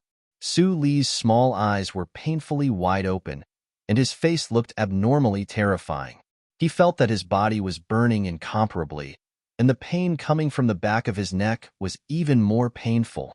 However, that weak electric current was continuously flowing from the metal wire into his body, directly connecting to his nervous system, allowing him to clearly endure this unbearable torture. Let's end this quickly. It doesn't matter even if we fail. The youth Su Lu, who had always been as sincere and firm as a rock, finally couldn't endure it anymore. He felt that the blood in his body seemed to be boiling, and his mouth and tongue were incomparably dry. His entire body was in pain as if he was struck by lightning. Just as he was about to give up, there seemed to be some kind of sound coming from the back of his neck. It was like the sound of the circuit chip that he was most familiar with, and also like the sound of a sword being sheathed again. The storm hit the autumn forest, soaking the sky and earth. Su Li's thin figure trembled in pain. His fingers powerlessly left the metal wire, and his whole body knelt in the forest in the rain. An indescribable pain and feeling made his body bow, and then he looked up and painfully screamed at the rainstorm falling from the sky. The rain fell on his face, and it was incomparably painful, sliding down his body. He knelt in the rain, but still felt pain and burning all over his body. In his heart, He was somewhat at a loss as he prayed to the black sky. Let the storm come more violently. Then, his mind went blank, and he powerlessly turned over, falling into the rain and dirty leaves all over the ground. Chapter 31. When Sulu woke up, the rain had already stopped. The thick, dark clouds had also left this part of the night sky, revealing the few lonely stars above. There weren't many stars that could be seen in the Donglin district's night sky. Sulu lay on the ground, squinting his eyes to distinguish which star was which. Just like a common sentence in novels, of course, he didn't know how much time had passed. His wristwatch had been replaced by a bracelet, and under the intense pain and mental shock, time seemed particularly blurry to him at this time. Lying on the wet ground was not comfortable. Although the fallen leaves were very soft due to the rain, like a quilt on a bed, the smell was very unpleasant. However, Sulu didn't get up because he was tired, hungry, and weak. A sense of fatigue seeped out from his bones to his muscles through the pores on his skin, making him not want to move at all. Just like that, he lay quietly in the autumn forest after the rain. He opened his eyes and looked at the unclear starry sky above his head. It was not until a very long time later that he struggled to prop himself up and let out a long sigh. The content of this sigh was so rich that even at such a young age, he began to have a taste of the vicissitudes of life. The glowing blue jammer had long since stopped working. However, Sulu lay in the wet forest for so long, and still, no Federation army or police came to find him. This fact confirmed one thing for Sulu, and his mood was very complicated. Glancing at the metal bracelet on his left wrist that had returned to normal, Sulu was silent for a moment. He touched the back of his neck and felt a small wound. He felt a slight pain and knew that the chip in his body had been replaced with the one made by the boss himself, successfully hiding from the electronic surveillance. From this moment on, Sulu was no longer Sulu. He stood up with the help of a tree trunk and carefully sucked the drop of blood between his fingers into his mouth. Swaying his weak body, he walked out of the forest under the cover of the night. As he walked with difficulty, he pulled out the information on the bracelet, hoping to familiarize himself with his new identity as soon as possible. Otherwise, he could be exposed at any time. A new chip and a new identity appeared on the screen. It was still the simple, sincere, and inexperienced face. It was still the Donglin district's resident card number, but it had a completely different life path. This identity came from the capital. At this time, he should have just graduated from high school, completed his military service, and was in a state of semi-unemployment. There was nothing special about him that could attract the attention of the authorities. And the name of this identity was Sulg or Sulu. He didn't know if it was because of the chip change that caused some deviation in Suli's spirit, or because the previous rainstorm washed away the layer of dullness that hid his personality, or because of Uncle Feng's death, he decided to live a better life. In short, Sulu, who was walking down the mountain, looked at the ID on the screen. He screamed in a way that didn't match his personality and then fell heavily to the ground. Uncle Feng, you clearly prepared this identity for me, but you didn't tell me it would hurt so much. Besides, why are you still calling yourself Sulu? You're really not worried that I'll be captured by the army. Apart from the boss, I'm probably the first fugitive in history to escape from electronic surveillance. This is such an exciting thing, the teenager muttered. He rubbed his aching butt, wiped his eyes, and disappeared into the night. The clear night sky after the rain was untainted by a speck of dust. It was unusually quiet, and the soothing negative ions filled the forest. Before Sulu left, the electromagnetic waves of 995 MHz swept through the area, but they didn't receive any weak signals. However, the signal node that was suddenly interrupted was still recorded. The electronic surveillance network that covered the entire Federation received the report immediately, and in the shortest time possible, it was sent to the Donglin region network composed of 17 satellites. The information-gathering satellite used the simplest logical calculation method to come up with a logical judgment that was consistent with the sentence logic. It was given a specific outsourced characteristic, and it was cut into 3 pieces of information. According to the established pattern, it was sent to the depths of space. All of this was the normal reaction of the Federation's electronic surveillance network. The various regions didn't have a central computer, but a digital matrix was used to perform the analysis. The disappearance of an information node represented the death of a citizen. This separation of life and death was all too common in the Federation. It happened every day, every moment, and even every second. Of course, the information-gathering satellite didn't think it was strange. If it had human emotions, it would probably yawn to express its boredom at this piece of information. The 3 pieces of information that were given encryption characteristics at the very beginning set off from the satellite above the Donglin region and took 3 different paths in space. After passing through 9 information amplification and acceleration space stations, they crossed an extremely long distance and crossed an unknown number of nebulae and dust. Finally, after 4 minutes and 12 seconds, they entered the atmosphere of the capital planet of the Federation's upper forest region. After a final information amplification and filtering, they entered the large receiver at the back of the building on the outskirts of the capital. The heavily guarded Bureau of Proclamation of the Federation, the gloomy basement, the officials in black hurriedly walking, the unusually quiet central operation room behind the large dust-proof glass, the first loyal executor of the glory of the Charter, the Federal Central Computer with an incomparably powerful computing power and an unusually large database, formed a seemingly boring but actually stressful life day after day. The 3 pieces of extremely inconspicuous information entered the central computer. The flashing images on the giant light screen paused for a moment at this moment, then returned to normal. No staff member noticed the abnormality of the central computer, because for countless years, the central computer's secret room had never required the participation of humans. On the contrary, for the sake of the central computer's safety, the Bureau of Proclamation's underground central computing department was completely isolated from the rest of the analysis department. They were only connected by cables or high-security wireless networks. Therefore, the officials of the Bureau of Proclamation regrettably missed the few lines of tiny light dots on the light screen. Citizen serial number DLAS 420500481X information node missing. Name Sulu. Remarks Federation 4427, Plan Target 2, Death confirmed. Warning. This is an extension of a Level 1 sequence event. Serious warning. There is a 30% probability that Citizen Sulu has entered an abnormal situation. Serial number is 72.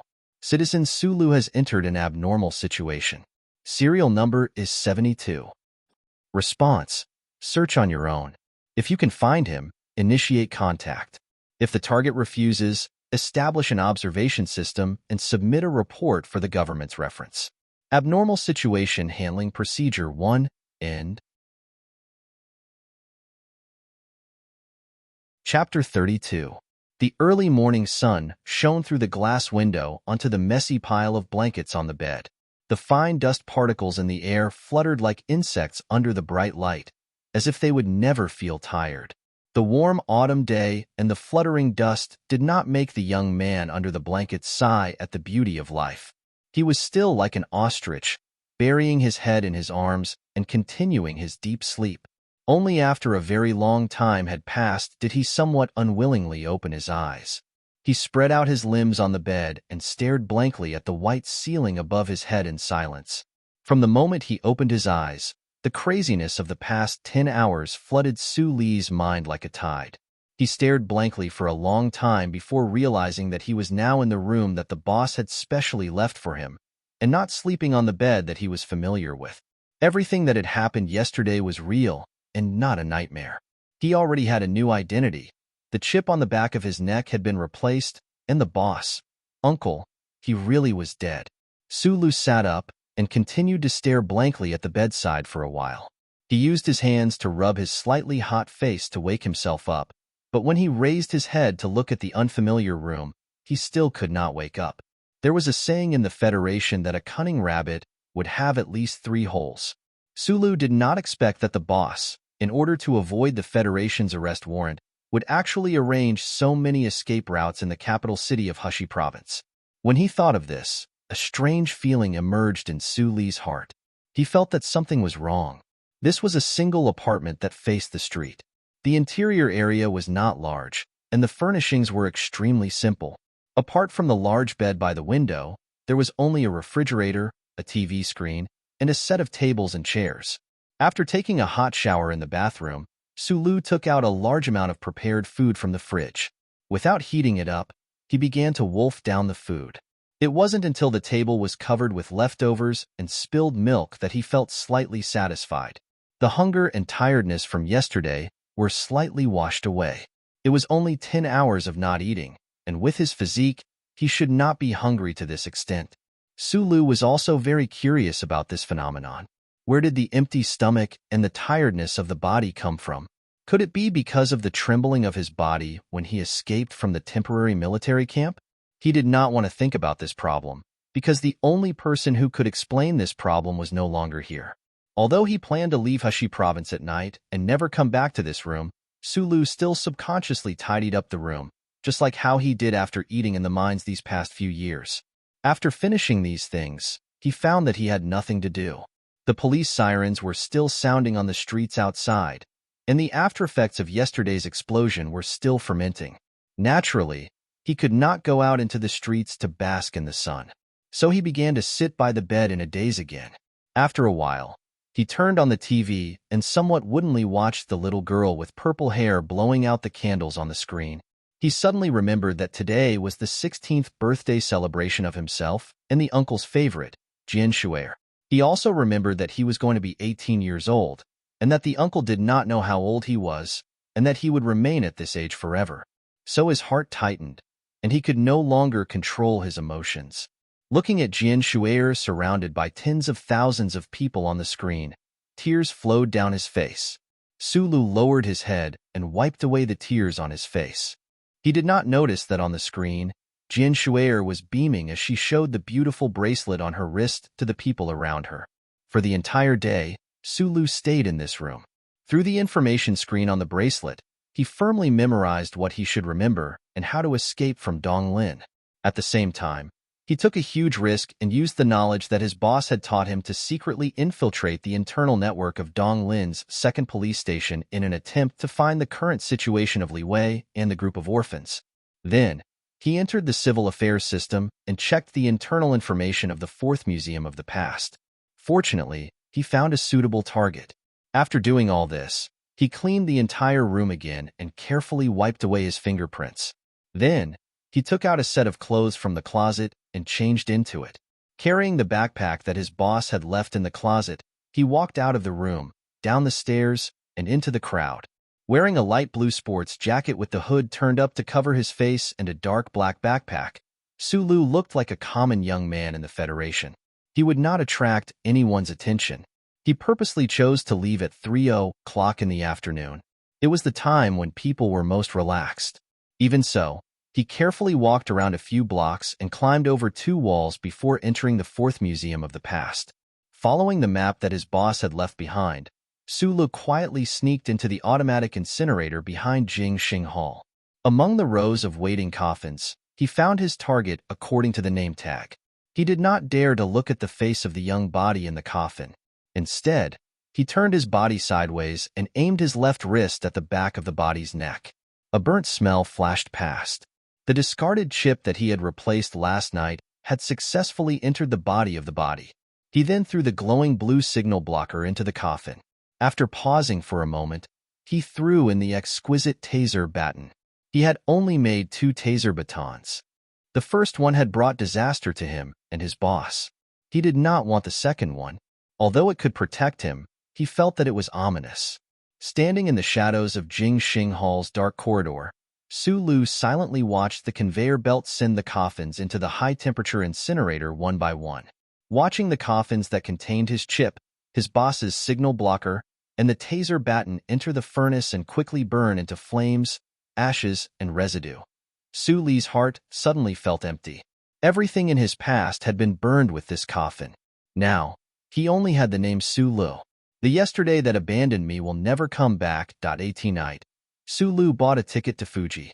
This long-distance bus, called the Big Greyhound by the people of Donglin, was dispatched from the capital of Hashi every night. After a long night's journey, It arrived at the capital of Fuji in the early hours of the next day. Although it was tiring, it was much cheaper than taking a plane. However, Sulu chose the big Greyhound to leave the capital of Hushi because the orphans knew that the Federation was the most lenient when it came to the means of transportation used by civilians. On the bright signboard, the two big Greyhounds' ears drooped weakly. Sulu looked at the armed soldiers and the police wearing bulletproof vests at the entrance and lamented in his heart. He really did not expect that the government would not relax the inspection. If he did not even have the courage to face this hurdle, then how could he live in the Federation with this fake identity in the future? Sulu touched the back of his neck and smiled brilliantly. He smiled so much that his eyes narrowed. He calmly walked towards the door. Chapter 33. He politely asked Sulu to remove his backpack, and the cold metal probe stick rudely pressed against the back of Sulu's neck. After a beep, the identity data reading and verification was completed in an instant. The soldier in charge of the inspection glanced at the information on the small screen on his elbow, looked at Sulu with a smile, and said, "So it's Senior. You look young." Sulu's smile was somewhat forced, and the corners of his mouth twitched a few times before it became more natural. He put on his backpack and said, "Squatters, they can't see the sun all day. If you want to, you can go." There were not many types of soldiers in the Dongling garrison, but the most difficult of them all was the mineshaft maintenance team, which was what the soldiers called the squatters. The soldier patted Sulu's shoulder with a smile and said, "Senior, your luck was bad in the past, but isn't it good this time? You can wait for a ship as soon as you retire." After our former squad leader retired, he had to wait for half a year in the garrison before the Department of Defense sent a spaceship over. They chatted for a while, but because there were still many passengers waiting in line for the inspection, the soldier reluctantly let Sulu go and waved his hand to let him pass.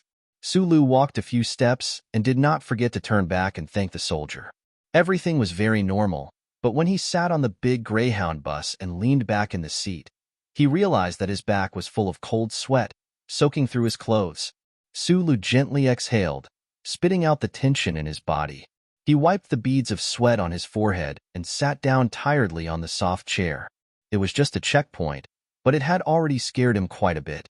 Fortunately, he remembered the identity set by the disguised chip behind his neck, so he barely passed the checkpoint. But then he thought, if in the future someone really found out that he was from the mineshaft, what would he do? Being able to pass the inspection so easily had nothing to do with Sulu's luck. The entire Federation had long gotten used to the convenience, speed, and accuracy of the Federation's electronic surveillance network. The human chip had long since replaced identity documents. Except for certain important areas of the Federation that might carry out fingerprint and iris comparisons, the majority of identity confirmations relied on the human chip. Every citizen of the Federation was shrouded in the glory of the first charter from the day they were born. So much so that everyone subconsciously came to the conclusion that the electronic surveillance network would never make a mistake. In fact, for countless years, the central computer of the Bureau of Proclamation and the electronic surveillance network throughout the Federation Society had indeed not made any mistakes, except for that mechanic and the youth who was currently sitting limply on the long-distance bus. 23 days later, in the capital of Fuji State, the sky was gloomy and so was Sulu's heart. He sat in a fast food restaurant on the corner of the street, eating the beef noodles in front of him tastelessly. From time to time, he would raise his head and anxiously look at the solemn building in the middle of the street in the distance. He chose to have his lunch here because this fast food restaurant was the closest to the first instance court in the state of Foggy. He could immediately inquire about the trial today. The police car flashed its lights and turned off its siren as it drove past the street outside the fast food restaurant. Sulu looked out through the glass window. At this moment, he was a little absent-minded. He immediately lowered his head and buried his face in the wide bowl of noodles. He felt like he saw the faces of Li Wei and Xiao Chang in the police car just now. The orphan gang that Li Wei was in had disbanded under the attack of the second police station. For some unknown reason, the trial of the case was arranged to be in the first instance court in the state of Foggy. The Federation's operation to eliminate the mechanic was top secret. Naturally, it was impossible for them to charge the orphans of Clock Tower Street with the meaningless crime of colluding with traitors. Li Wei, who was completely innocent, was finally sentenced to a year in prison. This was because he had just turned 18. This result was quite good. Presumably, the lawyer assigned to Li Wei by the government would not recommend him to appeal to the Court of Appeals or the Circuit Court. However, Su Lu still felt sorry for Li Wei. It was not only because of the prison sentence, but also because he knew that Su Lu definitely felt sorry for himself. This was because the Federation government knew about the existence of Su Lu and the mechanic from him. More importantly, Li Wei must have thought that Su Lu was already dead. "Young man, why are you frowning?" The old man sitting opposite Su Lu, who was also eating noodles, looked at the young man's distressed expression and said with a smile, "At such a young age, you are already pretending to be lonely and imitating despair. This is unacceptable." Even an old man eating noodles on the street could say such interesting words. Su Lu suddenly felt that the heavens had no eyes, allowing him to be surrounded by such strange people. He didn't know why, but he suddenly had the urge to tell his secrets, but he had no one to tell them to. He stared blankly at the old man's wrinkled face and asked, "Old man, have you ever encountered any big trouble in your life? Has there been anything that has made you sad?" "No." The old man's answer was very straightforward. He had the crispness of the people of Donglin. "In this world, there is no obstacle that cannot be overcome. If you really can't overcome it, then it is your fate. Who can fight against fate? It is just a little bitter. Think about it. When have we, the people of Donglin, ever been afraid of hardship? We also do not complain to the Federation about anything. Living happily is not better than anything else. But I just want to live an honest life. There are also troubles that will come to me, and I might even be wronged. Then don't live too honestly." The old man licked the oil soup on the side of his lips and said, "Just like noodles, you need to be chewy, but the broth needs to be smooth and oily. This way, you will not be bullied in society." The Donglin area was rich in stones, but it was also rich in silent and optimistic people like the old man, who were as tough as weeds. Su Lu suddenly thought of the people around him in this life. His emotions calmed down, and he thought of the things that he had not thought of because of his fatigue, anxiety, and sadness. There had been that explosion many years ago, and the boss had survived. Why couldn't he survive this time? Perhaps the boss had switched to another chip and was pretending to be an old university professor. Was he fooling those young female university students? Or perhaps the boss had transformed into a business rookie and was playing with his ability to get money without risking anything. Or perhaps the boss was in some corner laughing at his depression and sadness. Su Lu looked at the old man across from him and said, "Your surname can't be Feng, right?" The old man's surname was naturally not Feng. He looked at the neurotic youth, sighed, and left with the bowl of noodles. Su Lu sent off the old man sent by the heavens to wake him up. He smiled foolishly at the broth and understood what kind of person he should be in the future. Just like the noodles in the bowl, he should persevere in what he should persevere in and maintain the tenacity in his heart. But to realize the form of tenacity, the boss might be dead or he might be alive. It was just that he could not meet him. He was wearing a white robe and drifting away. Was this true? But what did it matter? If they did not meet for a lifetime, what was the difference between life and death? The key was what to do about his future, wasn't it? Su Lu had a smile on his face and cheered for himself in his heart. At this moment, this simple and sincere youth's mentality finally changed a little. It was like a ray of sunlight shining into his heart. At this time, the gloomy weather above Fuji had finally dissipated, revealing the incomparably beautiful sunlight. The youth walked out of the restaurant and whistled nervously at the girls on the street. He tightened the backpack on his back and walked in the direction of the garrison. Chapter 34. Before leaving the Hushi region, Su Lu had circled to the 4th Street in the twilight. He took a look at his beloved repair shop from afar and was shocked to find that the entire building where the shop was located had been reduced to ruins. He did not need to care about how the Federation would explain this matter to society. He could only easily see that the Donglin garrison had directly used heavy firepower to launch an attack on his boss. Comparing this with the formation of the mecha team B4 that the colonel belonged to, Su Lu felt a chill in his heart. He did not know just how many important people in the Federation wanted to kill his boss, and what was up with the crime of treason that his boss bore. However, Sulu did not have the extravagant hope of using the disguised chip to investigate this matter and help his boss clear his name or take revenge. On one hand, it was because his boss had given him a serious warning in his last words. On the other hand, he knew that he was just an ordinary person now.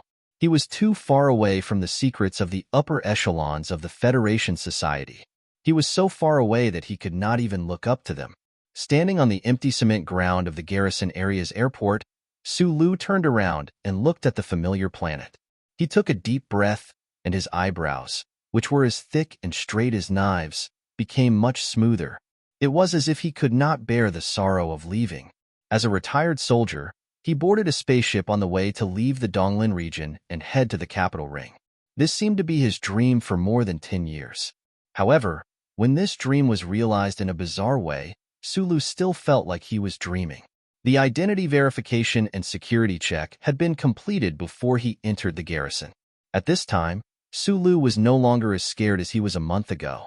Instead, he could calmly face the omnipresent electronic surveillance network. He lowered his head and walked into the transit cabin, not forgetting to smile at the soldiers at the door. These soldiers were all from the West Woods. They were responsible for the security of the commercial spaceship above the Donglin region. After a month, the friendly visit between the West Woods region and the Donglin region ended. They reached a package of reciprocal agreements and confirmed the assistance of the West Woods to the Donglin region. Those important officials had already returned to the spaceship and were about to embark on the long journey home. The cargo spaceship that Sulu entered was the last transit cabin in space. Sulu's body was pressed tightly against the back of the chair. The feeling of his head being filled with blood was very unfamiliar to him. He, who had never experienced space travel before, felt a fresh excitement and a trace of fear. Other than him, there was no one else in the cabin full of goods. He didn't know how Uncle Fengyu set up the disguised chip, but this retired soldier really didn't pay much attention to him, other than the loud noise that reminded him that he was leaving his hometown. When he was about 30,000 meters away from the ground, Sulu finally relaxed. Following the instructions of the electronic equipment in the cabin, he adjusted the position of his seat. Only then did he have the extra energy to observe the flight cabin that he was in. Unlike what he had imagined when he was a teenager, these spaceships that represented the level of human civilization were not very beautiful. Even if it was just an open space transit cabin, it still looked a bit too crude. The exposed metal on the cabin walls were not covered, and he could even see the circuit system inside the pipes. The smell of engine oil filled the cabin. Looking at this scene, Sulu could not help but be a little surprised. He thought to himself, is this a fucking old truck or an extremely sophisticated high-tech product? 20 seconds later, Sulu lost his initial sense of novelty and curiosity. The physiological effects of the load began to appear. His breathing was a little short, but fortunately, in the past 4 years, he had been constantly adjusted by Uncle Fengyu. Compared to other first-time travelers, he had adapted quickly enough and was calm enough. He noticed that the window of the spaceship began to constantly pass by the red dust and some space junk that reflected a metallic luster. Logically speaking, at the current altitude, there should not be so much space junk. Sulu was a little confused for a while. He just quietly watched. After a long time, the spaceship seemed to have passed through this strange dust area and truly escaped the gravitational pull of Donglin. It was time to remove the restraints on his body. Sulu carefully left the chair according to the instructions. He felt the strange feeling of weightlessness, and a happy smile appeared on his face. Like a fish, he swung his arms and slowly swam to the side of the porthole. He held the edge of the window with both hands. He did not know if the spaceship was facing the direction of the star at this time. The light outside the window was unusually bright, and the entire cabin was illuminated with a silvery white light. This bright silvery white light illuminated the metal bracelet on Sulu's left wrist very clearly. It even showed some very faint marks that were not easy to find. Sulu looked down and found 2 lines of small words engraved on the edge of the bracelet. He had not noticed it for the past few days, and he could not help but be surprised. He subconsciously read it softly. In this world, there are 2 things that can deeply shake people's hearts. One is the noble moral code in our hearts, and the other is the brilliant starry sky above our heads. Kant. Sulu wanted to touch his head, but he found that in the absence of gravity, he swung his hand a little too hard. It hit his head, and it was a little painful. He looked at these two lines a little gloomily. He did not know who Kant was, and he was not very clear about the meaning of these seemingly very philosophical words. However, he still had a strange feeling in his heart. This feeling was perhaps called passion, or perhaps it was called loftiness.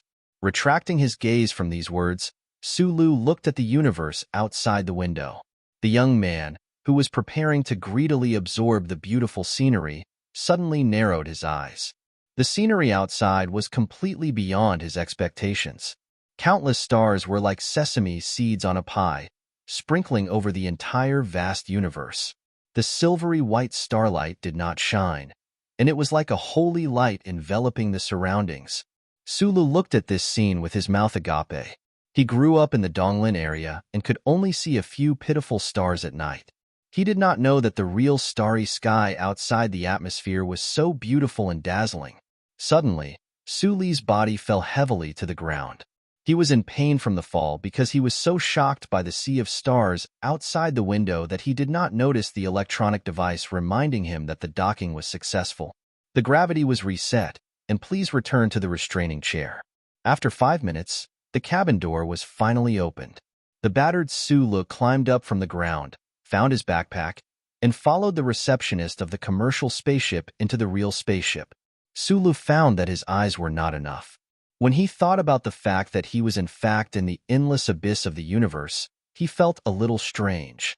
When he thought about how the equipment he saw were all high-end goods that could only be seen in books, he felt a little instinctive excitement. The Department of Defense is too stingy. The soldier in charge of leading the way was not surprised by Sulu's reaction. He shrugged and patted him on the shoulder comfortingly. Although we do have to pass by the capital star, the Department of Defense is so stingy. There's no other way. The rooms are already full. I have to ask you to stay in Area 32. No problem. Sulu nodded. After all, this was the spaceship of the West Woods people and not the Department of Defense's own troop carrier. It was good enough that he had a room. In the empty Area 32, Sulu stood alone by the giant window, carrying his backpack. He looked at the distant East Forest planet inside. Just as he was about to find his room, he suddenly heard a very young and clear voice behind him. It made him want to protect it. Protect me. Sulu turned around abruptly. Then his mouth fell open because he saw a little girl in white pajamas, bathed in the silver starlight. The little girl was only 5 or 6 years old. She was holding a doll in her arms. Her innocent eyes were filled with tears, and her whole body seemed to emit a delicate aura. Chapter 35. Protect me. She didn't add the word please in front, which seemed a little unreasonable, but when it was said in a little girl's voice, it was full of incomparable trust and the naivety of a child. The little girl's white pajamas looked incomparably delicate under the starlight. Sulu looked at this scene emotionally, and for some reason, his heart softened for no reason. He clenched his fists and slowly approached the metal cabin wall. His movements were very slow, as if he was afraid that if his movements were too big, he would bring fear to this pitiful little bird-like girl. The little girl lowered her head, as if she didn't dare to look directly at Sulu's face. 2 drops of tears slid down from her long eyelashes, and she looked extremely pitiful. Her lilac-like lips opened and closed nervously, and her voice was so low that it was almost inaudible. Please protect me. Sulu carefully squatted down and looked at the little girl's small face that was carved from jade. Her slightly drooping eyes couldn't hide her ink-like pupils and her small and delicate lips. For a moment, he felt a little absent-minded. He felt that the little girl gave him a very intimate feeling, so he didn't notice that the little girl added 2 words in her second sentence. Little girl, what's your name? Sulu subconsciously blinked and pursed his lips, not wanting to let his absent-minded appearance make the little girl think of something bad. His gaze finally left the little girl's face and noticed that the little girl's hair was very special. Pure black hair draped straight over both sides of her cheeks, and the middle part was very neatly cut into a straight line above her eyebrows and covering her forehead. It looked like a piece of watermelon skin. My name is Zhong. Firework. The little girl was still tightly hugging the doll in her arms. She bravely raised her head to look at Su Lu. Perhaps it was Su Li's honest face that gave her courage, or perhaps it was Su Li's straight eyebrows that gave her confidence. She stammered out her name. This name is too unpleasant to hear, Su Lu muttered in his heart. He didn't know what this little girl's parents did for them to give her a name that could easily cause ambiguity. He scratched his head and said, "Why don't I just call you Little Watermelon?" The little girl named Zhong Firework widened her eyes and felt endless confusion. She cutely tilted her head and asked, "Uncle, why Little Watermelon?" Su Lu stretched out his index finger and brushed the hair on the little girl's forehead. He smiled and said, "Because your hair is like a beautiful piece of watermelon skin?" Although Su Lu didn't know that this commercial spaceship belonged to the Ancient Clock Company and that the 4th Military Region was hiding behind the Ancient Clock Company, he could logically deduce that on such a heavily guarded spaceship, under the glory of the First Charter, at the edge of the universe far away from the Empire's borders, there shouldn't be anything that could threaten such a cute little girl. He also didn't think that this little girl called Zhong Huahua, or Little Watermelon, needed to be protected. On a spaceship, this little girl should have a family accompanying her. But no matter how he asked, Little Watermelon refused to tell him what had happened, nor where her family was. Su Lu thought for a while and decided to find the staff on the spaceship. After all, the little girl was a living person, and he didn't dare to take responsibility. Su Li's room was in Area 32, which was the most remote area of the spaceship. It had the most backward facilities and was also the quietest area. Other than the noise of garbage being transported from the pipes behind the wall from time to time, no one had come here while the two of them were talking. Su Lu took the little girl's hand and walked outside. He comforted her, "Little Watermelon, you don't have to be afraid when you find your family." "Uncle, I'm scared." Little Watermelon was a very sensible child. She probably knew that she had brought a lot of trouble to this strange uncle. When Su Lu took her hand and walked out, she didn't make a fuss or struggle. She just held the doll in one hand and lowered her head as she said, "There's a bad guy who wants to kidnap Little Watermelon and take her somewhere else so that Little Watermelon can never see father and mother again." Su Lu stopped in his tracks. He turned around and looked at the little girl's side profile seriously, as if he was trying to discern whether this terrifying story was just a child's nonsense, or whether there was a dark curtain hidden behind the light. With this glance, he saw the dust and dirt on the back of the little girl's snow-white nightgown and the stain on the doll. No one came to Area 32. How did this little girl come here alone on such a big spaceship? What about the people who were watching over her? Did the little girl crawl out from those pipes? Otherwise, how could she be so dirty? What kind of horror would make a 5- or 6-year-old girl crawl into those dark pipes? Su Lu looked at her seriously for a while. Uncle Feng admired his ability to read people, but he still couldn't see any trace of the little girl lying. Without thinking for too long, Su Lu turned around and walked back with the little girl's hand. He wanted to go back to his room and think about it. He was a little worried about leaving the little girl in the hands of the spaceship staff. At least, she would be safe if she followed him. It would be good for him to find out more information before making a decision. The little girl stared blankly for a moment before immediately understanding the meaning behind this turnaround. She walked quickly in small, quick steps in an attempt to keep up with Su Li's pace. Her movements appeared especially cute.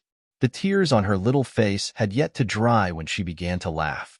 Her laughter was exceptionally happy, and her large black eyes narrowed together like a crescent moon in the night sky of Shalene's star. "Thank you, Uncle. Call me Big Brother from now on." Little Watermelon. Su Lu had always been a straightforward person. Once he decided on something, he would do it to the end. Holding the little girl's hand, he was in a very good mood. His trustworthy eyes squinted, looking very much like the half-lake in the East Woods Nature Conservation Area. The Ancient Bell spaceship was still going through its last logistical energy supply. It was set to leave the East Woods sector at about 6:00 tomorrow. During this time, Su Lu stayed in his room with Little Watermelon. Perhaps because the budget of the Department of Defense was too tight, the place where he, a retired soldier in name, lived was really a forgotten corner. There didn't seem to be any surveillance equipment in the room. Even so, Sulu still carefully paid attention to the movements outside the door. Through this period of chatting, he gradually gained the little girl's complete trust and finally found out some things. The little girl was from the West Woods. For some reason, she left home and was taken to the Ancient Bell spaceship.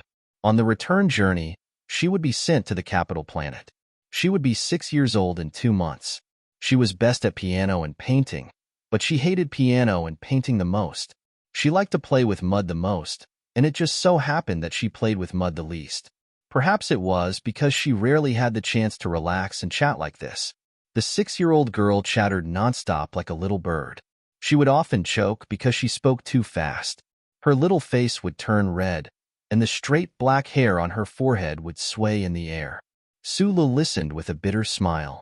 The little girl's content was too trivial, and there was no information that he wanted to know. The more he listened, the stranger he felt. He wondered if the little girl had misunderstood something, causing him to misunderstand something. But since he had already promised Little Watermelon, he naturally had to continue. People had to be honest, even if it was a 6-year-old girl. Sulu decided to let the little girl hide in her room for the time being before he could find out more information. When it was time to eat, Sulu reminded the little girl not to run around. He ran to the spaceship's cafeteria and ordered a meal. He didn't talk too much with the spaceship staff, but he still paid attention and found that no one had heard anything about which official on the spaceship lost a child.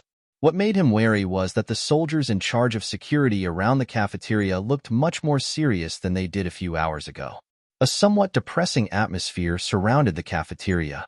Could it be because of Little Watermelon? Sulu quietly left the cafeteria. He was a person who didn't attract much attention, so he didn't attract any attention when he left with a meal.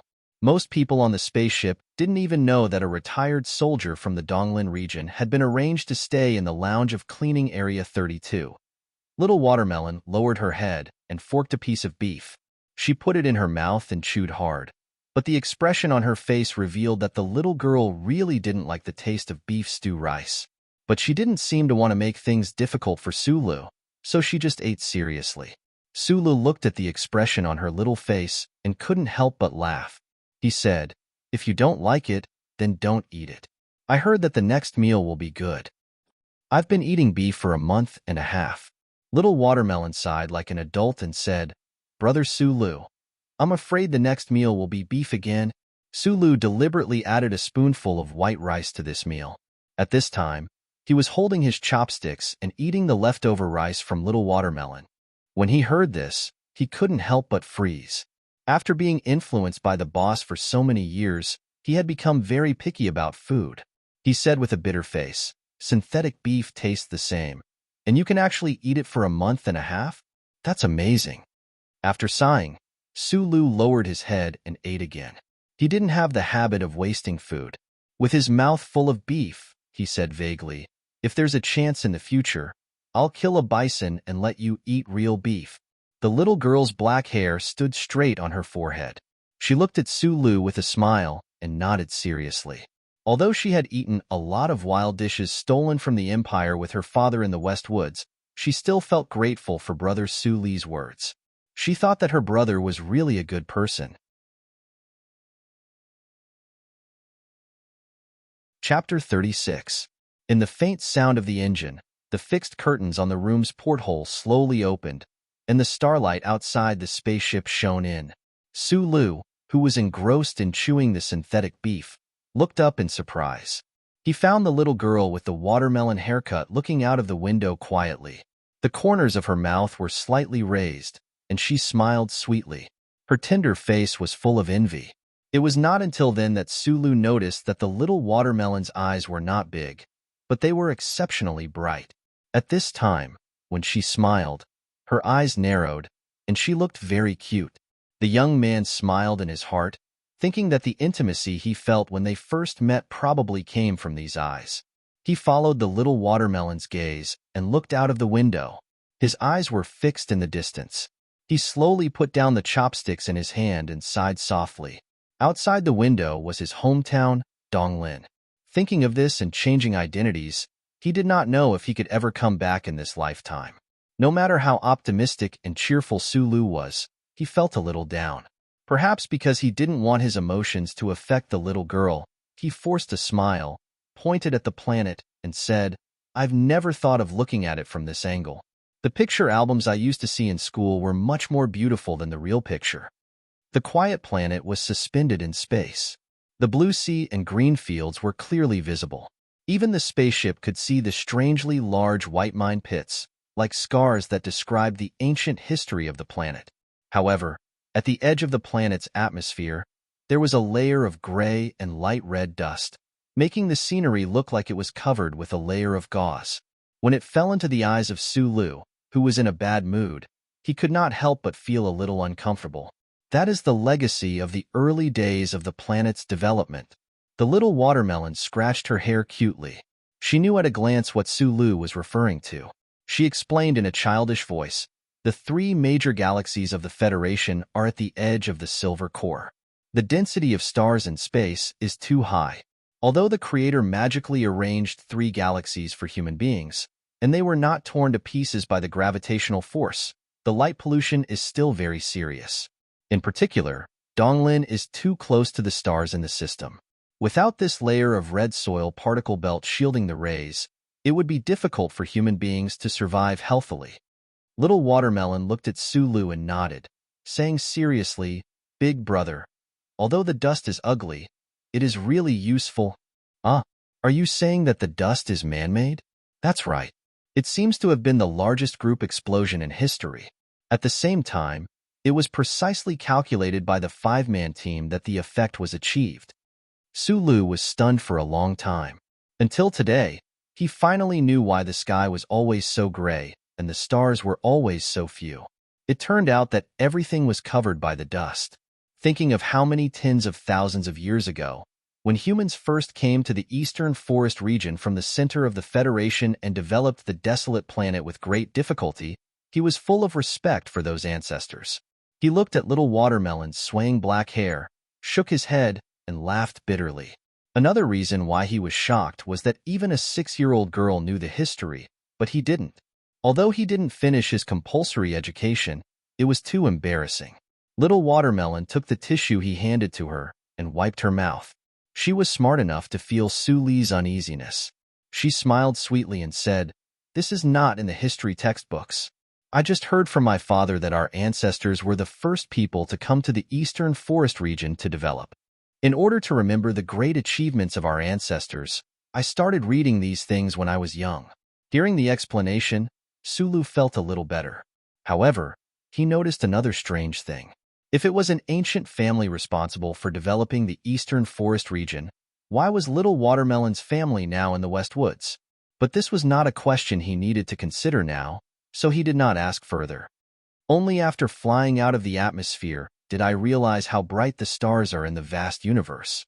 Sulu lowered his head and thought of his boss, who might have been turned into flying ash and scattered on the eastern forest planet. He thought of Li Wei, who was imprisoned by the Federation. He laughed self-deprecatingly and said, "My dream in life was to become a battleship auxiliary officer in the Federation. Now it seems that if I stay on the battleship every day, I will become a stray cat in the mine." "Brother Sulu, what's wrong with stray cats?" "Stray cats in the mine. As long as they are illuminated by the headlights, they will stupidly stand on the tracks and never move again. It is probably because they have never seen such bright light before." Sulu lowered his head and said this, but another voice sounded in his heart. A new life was waiting for him. However, even if he did not avenge his boss and wash away the injustice, he could not risk his life for the Federation. At 6:00 the next day, Sulu, who was lying on the floor and sleeping with his clothes on, was awakened by a loud roar. He put on his coat and lifted a corner of the curtain to look. He found that the eastern forest planet, which was covered with a layer of dust of history, was gradually moving away from him.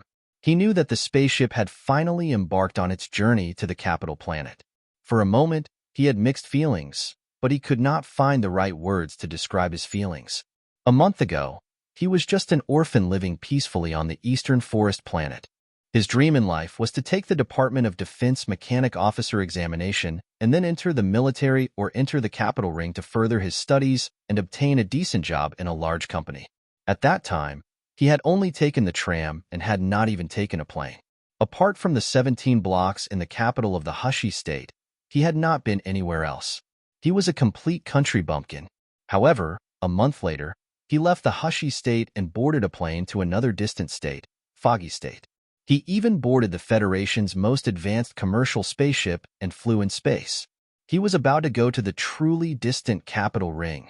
Life's encounters were always so bizarre and unpredictable. Sulu was a little annoyed as he scratched his messy hair. When he turned around and saw the little girl sleeping soundly on the bed, his heart tightened. There was a very dramatic question waiting for him here. He believed that the little girl was not lying, but he did not understand why these strange things always happened to him. He did not think that the little girl was trouble or a burden because he was a person with such a character. As long as someone came to him in need, he was always willing to do his best to help, not to mention that the other party was just a poor little girl. Half an hour later, the roaring sound stopped. In the long silence, the commercial spaceship Ancient Bell left the eastern forest planet and quietly moved into the depths of the universe like a floating bottle. Its speed was getting faster and faster, but the people on the spaceship did not feel anything. In the world of the Great System, the speed of the naked eye had lost its effect. There was only a sense of loss that shrouded the huge alloy spaceship. In the next few days, Sulu maintained an absolute low profile on the spaceship. Other than going to the cafeteria to get food, he did not have much contact with the people on the spaceship. Not many people paid attention to this poor retired soldier who lived in the cleanup district. Although he kept a low profile, Sulu was still trying to find the little girl's family or something strange. However, it was to no avail. After several inquiries, he did not hear anything similar at all. Sulu didn't have a choice. He really didn't want to go against the little girl's wishes. Moreover, he had gradually gotten used to the little girl's existence in the room. Perhaps her existence could make his disguised escape journey less cold and lonely. What surprised Sulu even more was that the little girl, who was not even 6 years old, knew a lot. It seemed that her family had a good environment and had trained her to read books since she was young. Although Sulu had not been attending school for the past few years, she had still been working hard in the state university's library as per Uncle Feng's instructions. She had a wide range of knowledge and was very knowledgeable. Even so, she would sometimes be stumped by this little girl's questions. Talking, chatting, and playing games together was the best way to close the distance between people and gain trust. During the long space travel, it didn't take long for the two children to become familiar with each other. Because of the psychological needs of each other, they quickly trusted each other and relied on each other at a speed that exceeded the speed of time. Little Watermelon, you sneaked out of the room by yourself. Do you still remember where the room is? Sulu asked subconsciously one day. He did not have much hope because the ancient bell was too big. How could a 6-year-old girl remember the location? Unexpectedly, the little watermelon blinked her eyes, then raised her finger and pointed to the ceiling of the room. Sulu was stunned and only reacted after a long time. After inquiring for the past few days, he knew some things about the ancient bell. The spaceship's residential area was divided into 2 floors. Besides the upper floor of the spaceship's staff, the upper floor was occupied by the big shots that no one had ever seen before. Are you sure? Sulu looked into her eyes and asked. The little watermelon nodded and then said in a trembling voice, "But I don't want to go back. Tell me the place and I'll check it out." The little watermelon lowered her head and hugged the doll, whispering, "Brother Sulu, I only dare to take you to the place where I crawled out." Sulu, who was covered in dust, stared at the little watermelon in his hand. He could not understand how this little girl could accurately pass through the complicated air conditioning system of the spaceship and directly take him from Area 32 to a completely unfamiliar place. He patted the dust off his body and carefully pushed open the heavy cabin door in front of him. He saw a piece of military green tarpaulin. Sulu curiously lifted the tarpaulin and was surprised to see a mechanical arm facing him. The owner of the mechanical arm was a very tattered old mech. It was unknown how many years it had been left here. It was covered with dust from history.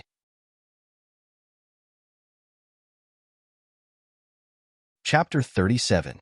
Sulu cautiously reached out a finger to touch the mechanical arm that was facing him.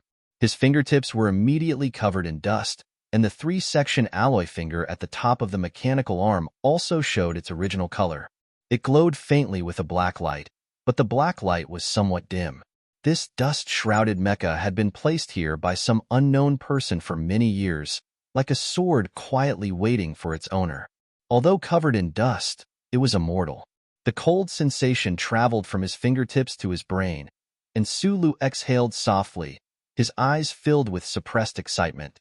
This was the first time in his life that he had seen a real mecha with his own eyes, and at such a close distance too, within reach. In that instant when he touched it with his finger, he was even worried that this mecha would come to life on its own. Of course, Sulu had already seen quite a number of pictures of mecha in the related periodicals and magazines in the library. A month ago, on the treetop of the hill, he had also seen 11 of the latest model black mecha besieging Uncle Feng alone. However, in the end, it could not compare to the shock of being able to touch one right now. This was the most powerful close combat weapon of the Federation military, something that usually only existed in the fantasies of the average Federation youth. Sulu looked excitedly at this worn-out mecha, but found that this mecha was not only old, its design was also particularly clumsy. It was only because its height was almost touching the ceiling that it showed a bit of deterrence. The weapon loading system on the mecha had long been stripped away, and the connecting parts of the alloy components were also damaged. He did not know if it could still move. Sulu found a nameplate somewhere inside the mechanical leg of this worn-out mecha. Wiping away the dust on it, he stared blankly at the words written on it. He did not understand when the Federation had produced this type of mecha. Little Watermelon, who had been quietly letting him hold her hand, also poked her little head out curiously. After a few glances, she said, "Big brother, M02. M02, the first generation of mecha from the Federation's 37th constitutional era. It was considered a semi-finished product, but the subsequent mecha designs basically followed the design of this model, including the current federal military's most advanced M52 series mecha. They could all be considered its descendants." Sulu raised his head and sighed as he looked at the shabby mecha. Who would have thought that he would actually have the chance to see such a legendary antique? "It's broken." Little Watermelon noticed the excitement and eagerness in Sulu's eyes, so he cautiously reminded him, "I've taken it back." Sulu scratched his head and chuckled. He also felt that his impulse at this time was somewhat unreasonable. He forcibly suppressed his desire to continue watching the mecha. After all, compared to his own interests, solving Little Watermelon's problem was more important at the moment. He held the Little Watermelon's hand and continued to walk to the other side of the room. He pulled out the toolbox on the wall, removed the screws for the air conditioning channel, and went in. Without looking back, he said directly, "Wait for me here. Don't run around." This garbage collection cabin, or rather, waste storage cabin, was very remote. No one would come here for many years, so Sulu was not worried about the Little Watermelon's safety. However, not long after he went into the channel, he crawled back with a dusty face. Panting, he squatted in front of the Little Watermelon and said angrily, "Why didn't you remind me? I couldn't even crawl over." Yes, although there were no monitoring electronic devices installed in the air conditioning channel, the channel itself was very small at some junctions. An adult would not be able to pass through it all. Probably only a child like the Little Watermelon could pass through these channels and freely crawl around the spaceship. Looking at the dust on Sulu's face, the Little Watermelon covered his mouth and laughed. The idea of finding the Little Watermelon's room to confirm the truth was dashed. Although Sulu had learned all sorts of skills from a random mechanic for a long time, he was not confident that he could be a spy in a high-tech spaceship. Perhaps it was because of his selfishness that he did not know. But in the next few days, he became quiet. He just played with the Little Watermelon in the room and ate the synthetic beef that was actually not bad, just a little monotonous. The Little Watermelon was really a very well-behaved child. There were no children's books or even a TV in Sulu's remote and quiet room, but she was not noisy or bored. She just sat quietly on the bed and listened to Sulu tell her a story, or she told Sulu a story. "Little Watermelon, don't you think it's boring to stay with me?" Sulu seemed to be normal these days, but in fact, he was getting more and more worried. How should he deal with this little girl who suddenly appeared beside him like a fairy? Although the journey was long, there would be a day when they arrived at the capital ring. He could not take her away under the noses of so many people, and the little watermelon's family must be very worried about her. The problem was, could her family really be trusted? As long as you don't play the piano or draw, it'll be fine. The little watermelon looked into Su Li's eyes and nodded seriously. Perhaps in the little girl's heart, these days of idleness was her greatest joy. Su Li shrugged. He really did not understand the mindset of children. While the little watermelon was enjoying the joy of idleness, he kept feeling that something was wrong somewhere in his heart. The long period of space travel was surrounded by silence, the eternal silence. No matter how beautiful the scenery of space was, at this moment, it became boring and repetitive. Su Li looked out the window at a certain dim star in the distance, and suddenly understood that the strange feeling in his heart was because he longed for something. Still covered in dust, Su Li crawled for a long time through the pipes of Cleanup Area 32 before he finally reached the waste storage compartment with the heavy alloy door. He did not have time to be proud of his memory and not get lost in the dense network of pipes in the spaceship. He could not wait to once again lift up the army green tarpaulin and let the worn-out and abandoned old mecha appear in front of him. In this instant, Su Li confirmed that his judgment was correct.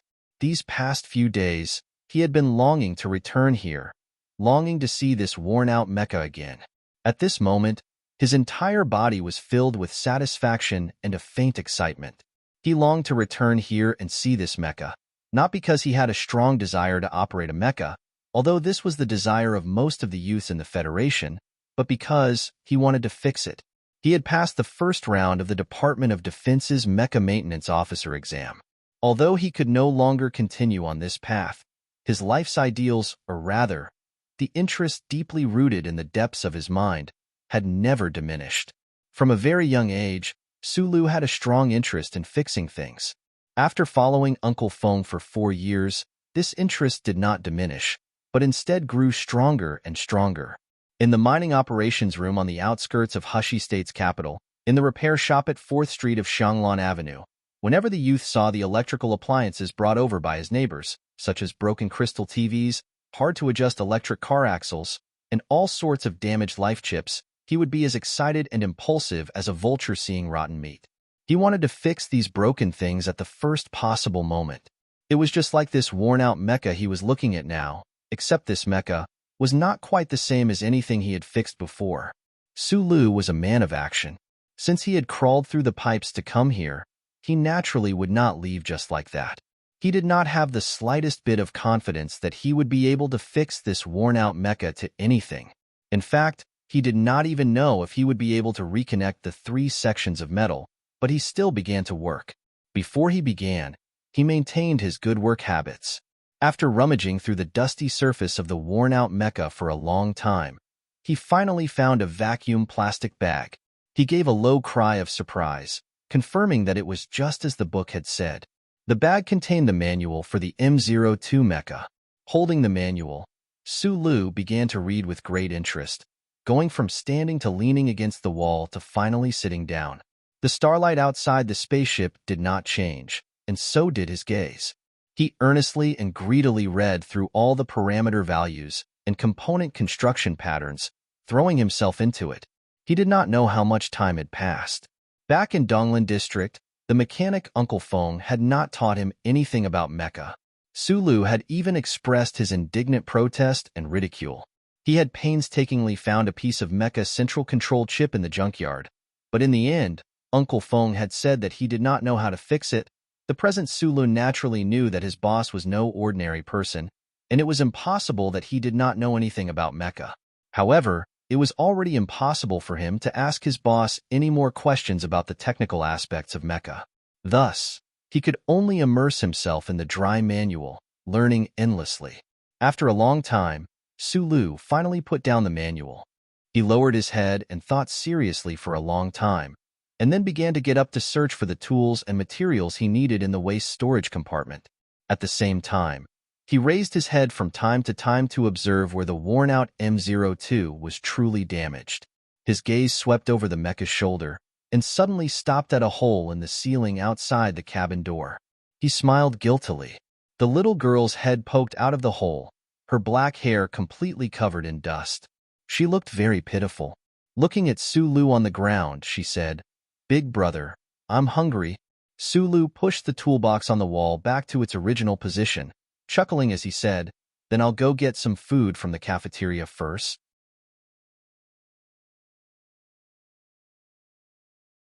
Chapter 38.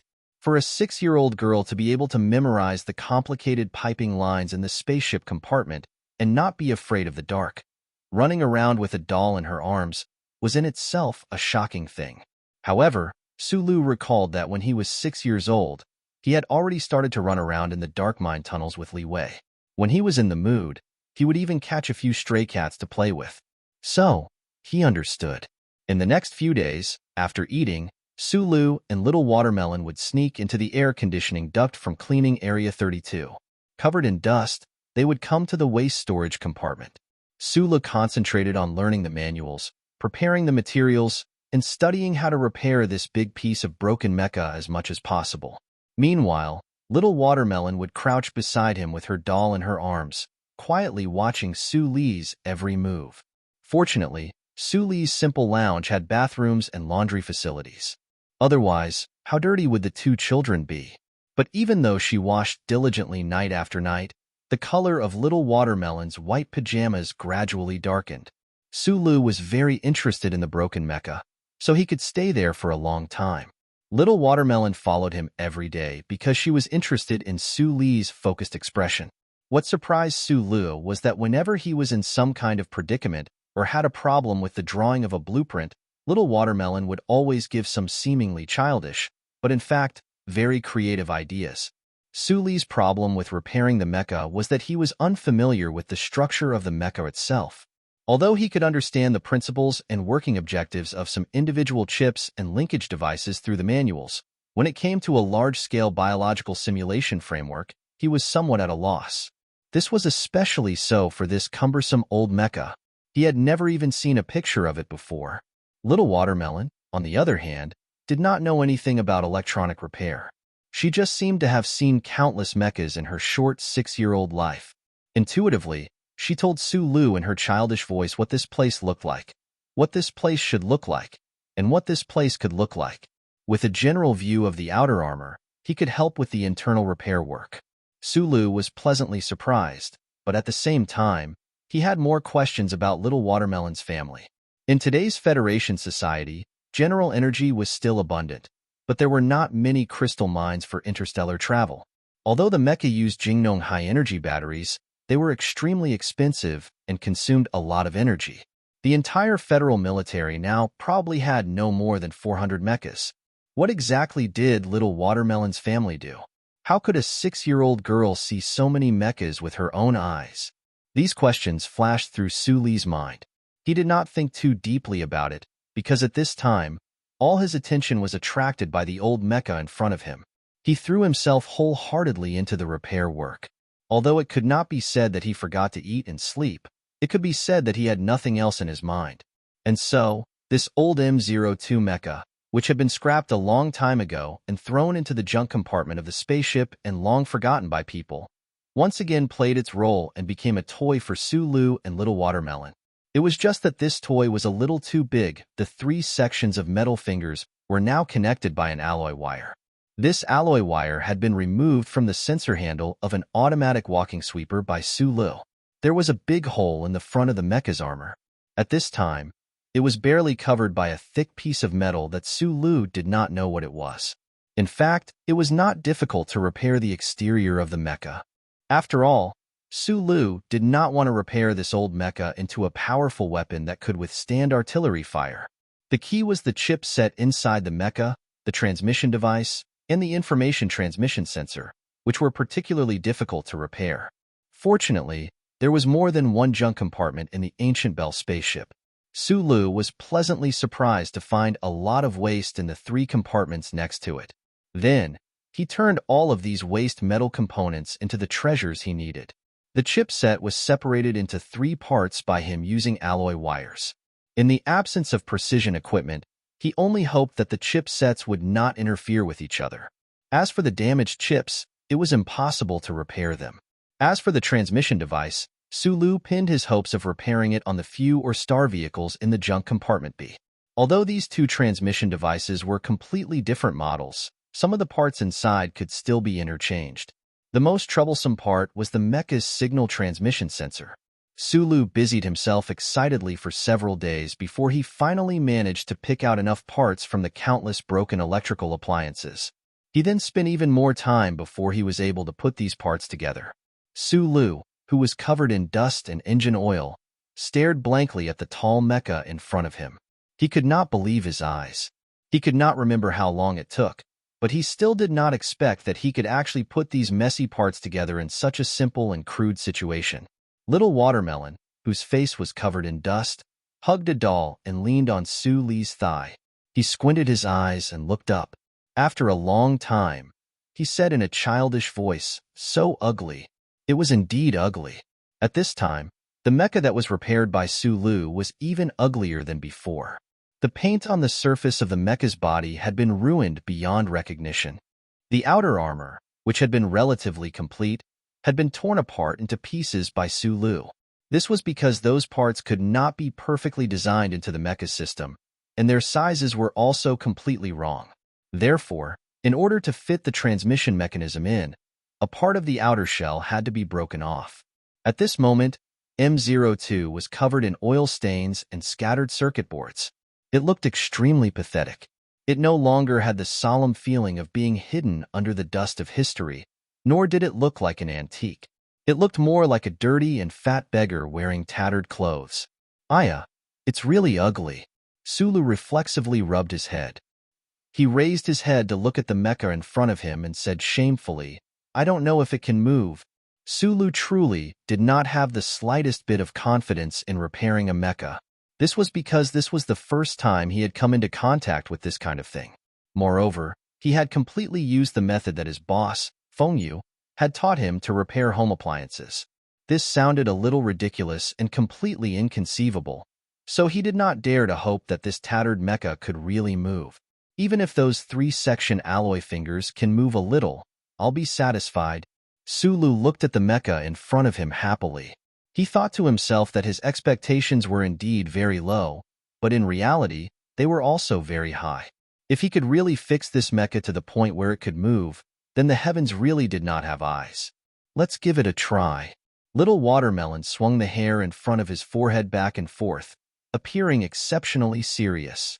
He looked at Sulu and nodded encouragingly. "Big brother, maybe it really can move." There was a stable current output port in the waste storage compartment. This was something that Sulu had confirmed on the first day. After hearing Little Watermelon's words, he took a deep breath and walked to the back of the beggar mecha. He connected the cable to the current output port on the wall, and then stared intently at the holographic display on the back of the mecha's waist. Only when the holographic display gradually turned red did he breathe a sigh of relief. He thought to himself that this first generation of Jingnong high-power battery was indeed worthy of being called a perfect product of legend. After more than 60 years, it was actually still usable. When the red beam rose to 1/3 of the height, Sulu stopped charging. This was for safety reasons later. After all, this tattered mecha had been left here for so many years and had been tormented by him for so long. If he started it up at full power, who knew what would happen? Although an explosion was impossible, what if it fell apart? He had encountered many accidents in the mine's operation room over the years, but today, he had such a cute little girl like Little Watermelon by his side. Of course, he had to be careful. Where's the hatch switch? Although the M02 mecha's operation hatch had long been damaged, Sulu still asked. According to the instructions in the manual, the mecha's program loading button could only be activated after the hatch was opened. Little Watermelon blinked, as if recalling a certain scene. She scratched her head in distress and pointed at the protrusion below the mecha's head armor. "I think it's there." Sulu was already very trusting of Little Watermelon's guidance. As instructed, he smoothly opened the hatch that was no longer there. He then pressed the program loading button and began to wait silently, nervously, excitedly, and uneasily. After an indeterminate amount of time, the tattered mecha's operation hatch suddenly lit up. With a long beep, the self-check signal indicated that it had passed, and a faint, gentle glow enveloped the mecha's entire body. Sulu stood dumbfounded on the chest armor of the mecha, completely unable to believe what he was seeing. Even the central control system was working? He had not harbored any hope at all for this repair work, but this mecha had actually been repaired? Although this was only repairing the most basic parts and functions of the mecha, and could not be considered a complete repair, he still felt incomparably excited and blessed. "Big brother, you're a genius," little Watermelon exclaimed, clapping her little palms excitedly from the ground. "Of course, I've always been a genius." Sulu was still in a state of shock. He wiped away the cold sweat on his forehead and subconsciously said this with a smile. However, he suddenly felt as if his heart had been struck by a heavy object, and he froze on the mecha high up in the air. Liwei had once said that he was a genius, and Boss had also said that. Boss. He lowered his head and looked at the tattered parts of the mecha beneath his feet. Those odd-looking components, those chip monitors that were already showing signs of instability due to power issues, found them somewhat familiar. Only now did he understand why his technique had not felt at all rusty in the past few days of repairing the mecha, nor had he found it unfamiliar or difficult at all. Uncle Feng had taught him how to repair electrical appliances for 4 years, and he had even complained about it. It turned out that in the process of repairing those ordinary electrical appliances, the boss had already taught him the more precise techniques and broader thinking of how to repair mecha. Sulu stood on the mecha shrouded in a gentle glow, completely dumbfounded. He thought to himself that he was a bullshit genius, but he was actually an idiot.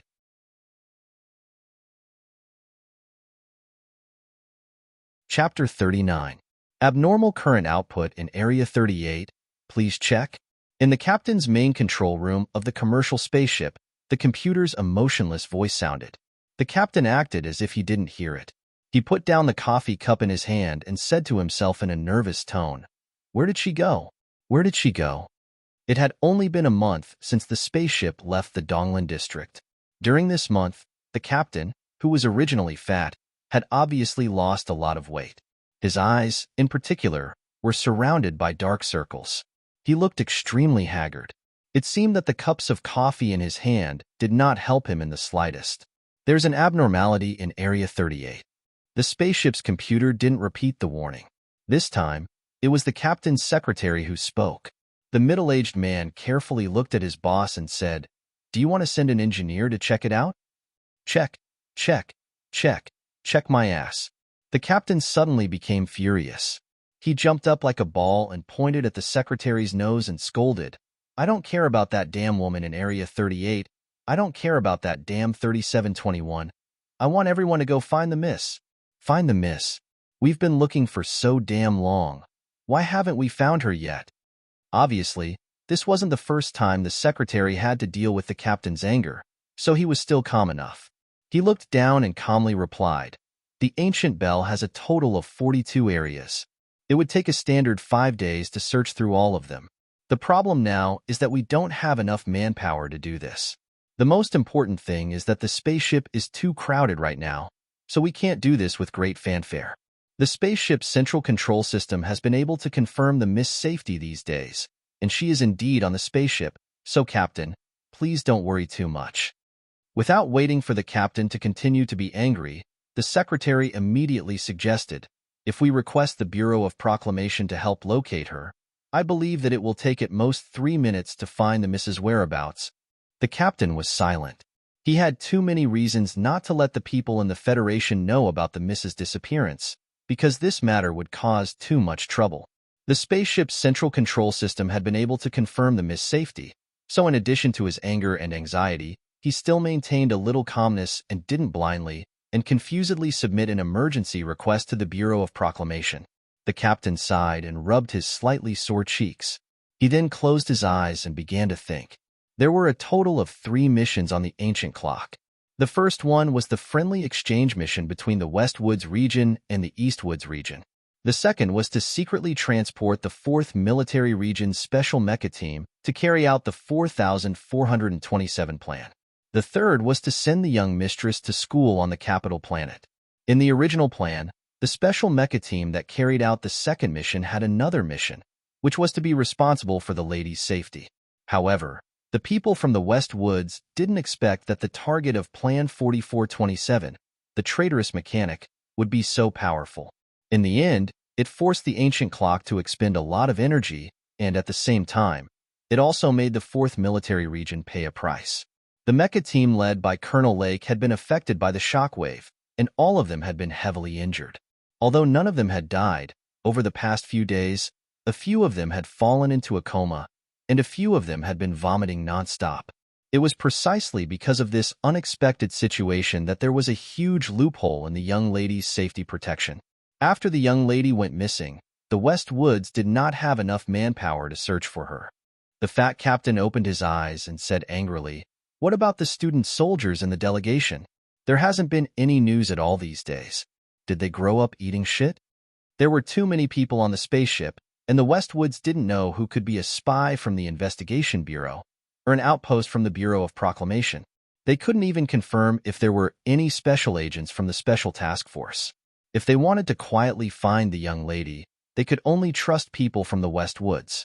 Coincidentally, in the delegation that visited the Westwoods region, there was a group of students from the Westwoods Military Academy, so this serious task was given to them. However, the surveillance footage of the day the young lady went missing had been reviewed many times.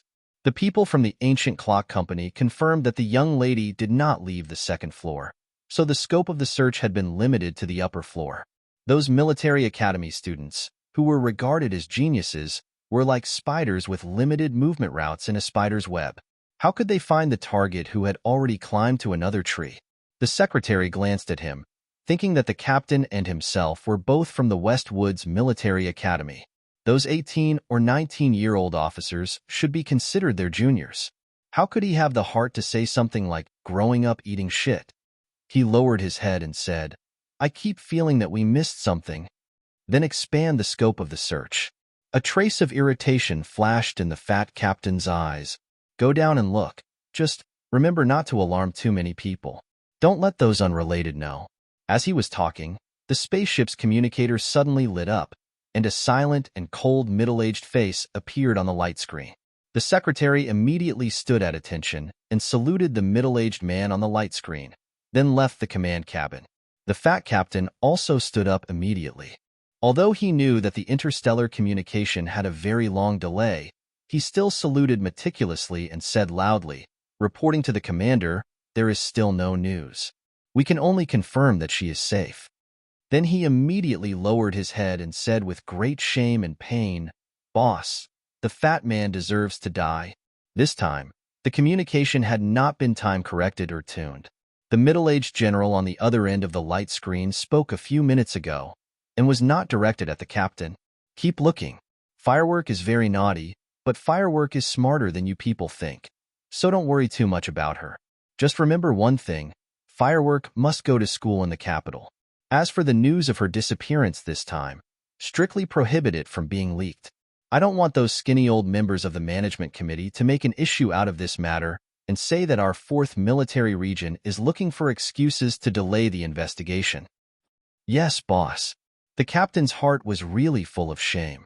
The hands by his side clenched tightly, thinking to himself that if he really did find the young miss, he would definitely see who dared to help her and find food for her every day. When the time came, he would definitely tear that person to pieces. Right at this moment, the spaceship's central control computer emitted a cold voice again. "Abnormal power output in Area 38. Abnormal ground stress. Suspected to be an internal impact." At this time, Sulu did not feel like he was being torn to pieces. Although he had always been suspicious of Little Watermelon's background, there was no way he could have connected the little girl to the 4th military region, the Federation, or any other distant upper-class existence. After all, he was just an orphan who had grown up at the bottom of the Federation's hierarchy. Subconsciously, he felt that those things were very far away from him. Moreover, right now, his whole mind was focused on the broken mecha beneath his feet. A faint glow seeped out from the cockpit, and in this glow, Sulu, who was stepping on the door of the mecha, looked like a figure from a painting.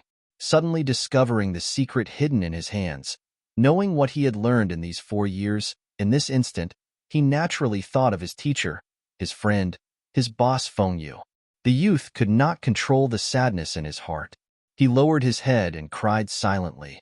His tears dripped onto the surface of the broken mecha, washing away a few traces of dust. Seeing him cry, little Watermelon made a soft "ah" sound, and then hurriedly covered her mouth with her 2 small hands. She did not know why Big Brother Sulu was crying. Could it be because he had been able to fix this broken mecha? Could this be what the books called crying tears of joy? It didn't take long for Sulu to come back to his senses. He used his sleeves that were full of oil to wipe away the tears on his face, making himself look like a dirty tiger. He looked at the small watermelon on the floor with some embarrassment and said forcefully, "You didn't scare me, right? I won't cry again in the future." He was a man of his word. Since his boss had already left, regardless of whether he was dead or alive, there was no point in trapping himself in these emotions. He would just remember him in his heart and then live out his life well. From that second onwards, Sulu rarely cried, until many years later, when he was caught in the rain while walking on the streets.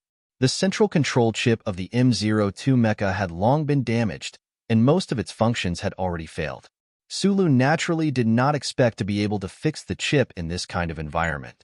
He had only used some crude and clumsy methods to block the mecha's own alarm system, wanting to test if the transmission performance was good. At this time, since the mecha had already passed the self-check, the excited him naturally wanted to try it out.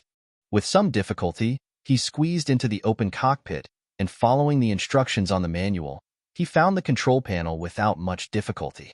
Sulu carefully reached his arm into the fixed valve, and his 10 fingers pressed against the simulated surface in a fixed order. Then, to his disappointment, he found that although the transmission system of this mecha seemed to be working, the signal input device was still unable to connect. To be more precise, there was no way to establish a connection between the simulated surface of the control panel and the chipset he had installed. No matter how hard he tried, the entire mecha remained motionless. Left with no other choice, he could only switch to the simulation system, connecting the sensors directly to the surface of his skin.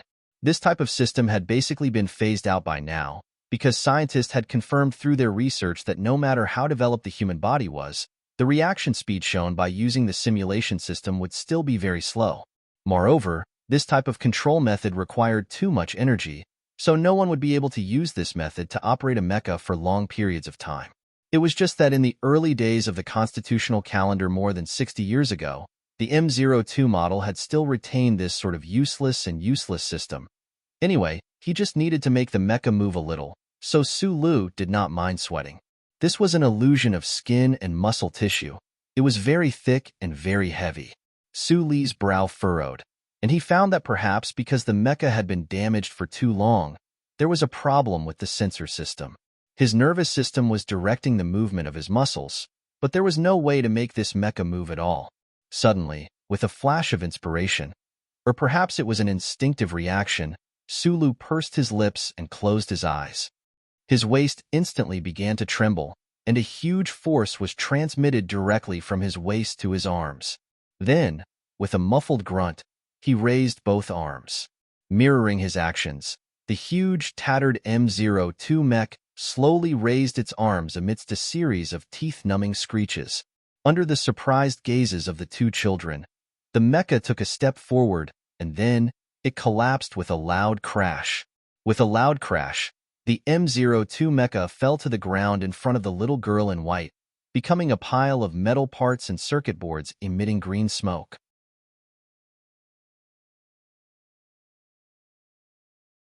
Chapter 40. A loud noise came from Area 38 at the back of the commercial spaceship Ancient Clock. After a while, the ashen-faced Sulu finally crawled out of the pile of metal components and electrical circuit boards. The youth stupidly stepped on a piece of the mecha's front armor and stood there in a daze for a long time. Only then did he remember to use his hands to feel around his body. After confirming that he had not been hit by the heavy mecha fragments and that there were no serious wounds on his body other than some scratches, he finally let out a sigh of relief. In an extremely ancient chronology, 60 years seemed to be a very important period of time. It was called 30 years and represented an extremely long period of time. This worn-out M02 mecha had been in this junkyard for an unknown period of time, but it had been at least 60 years since it left the factory.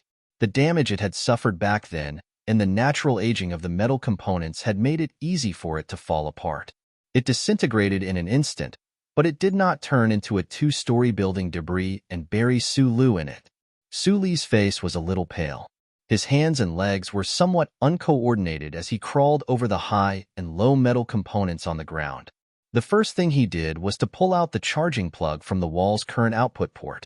He then walked around the wall in a circle before he finally reached Little Watermelon. He did not even dare to look at the ground. Little Watermelon was also scared out of her wits. Her eyes were wide open as she looked at the empty space. It was as if the mecha that had suddenly collapsed in front of her was still there. Her mouth was wide open, and her expression was extremely cute. That dirty doll also fell from her hands onto the floor. Su Lu hugged the little girl in his arms and comforted her. Only then did he manage to coax her back to her senses. Su Lu turned around and looked at the mecha fragments on the ground. There were actually quite a few sharp metal sections. His heart was still beating fast as he said in a hoarse voice, "Damn it, this is too weak." A mecha whose main components were all made up of anti-fatigue alloys. Although it had survived for 60 years and suffered fatal damage, it should not have been so weak. Su Li's complaints were clearly not in the right place. Up until now, he still did not know that it was his method of operating his mecha that had caused this dangerous outcome. That strange tremor that had originated from his waist and spread to his limbs had been magnified by sensors to the transmission system of the mecha, and then magnified accordingly, causing the old mecha to be unable to withstand such strong vibrations. Moreover, the young man's repair work over the past few days had damaged the connection strength of the mecha's body a second time, resulting in the shocking scene of the mecha disintegrating in one step earlier.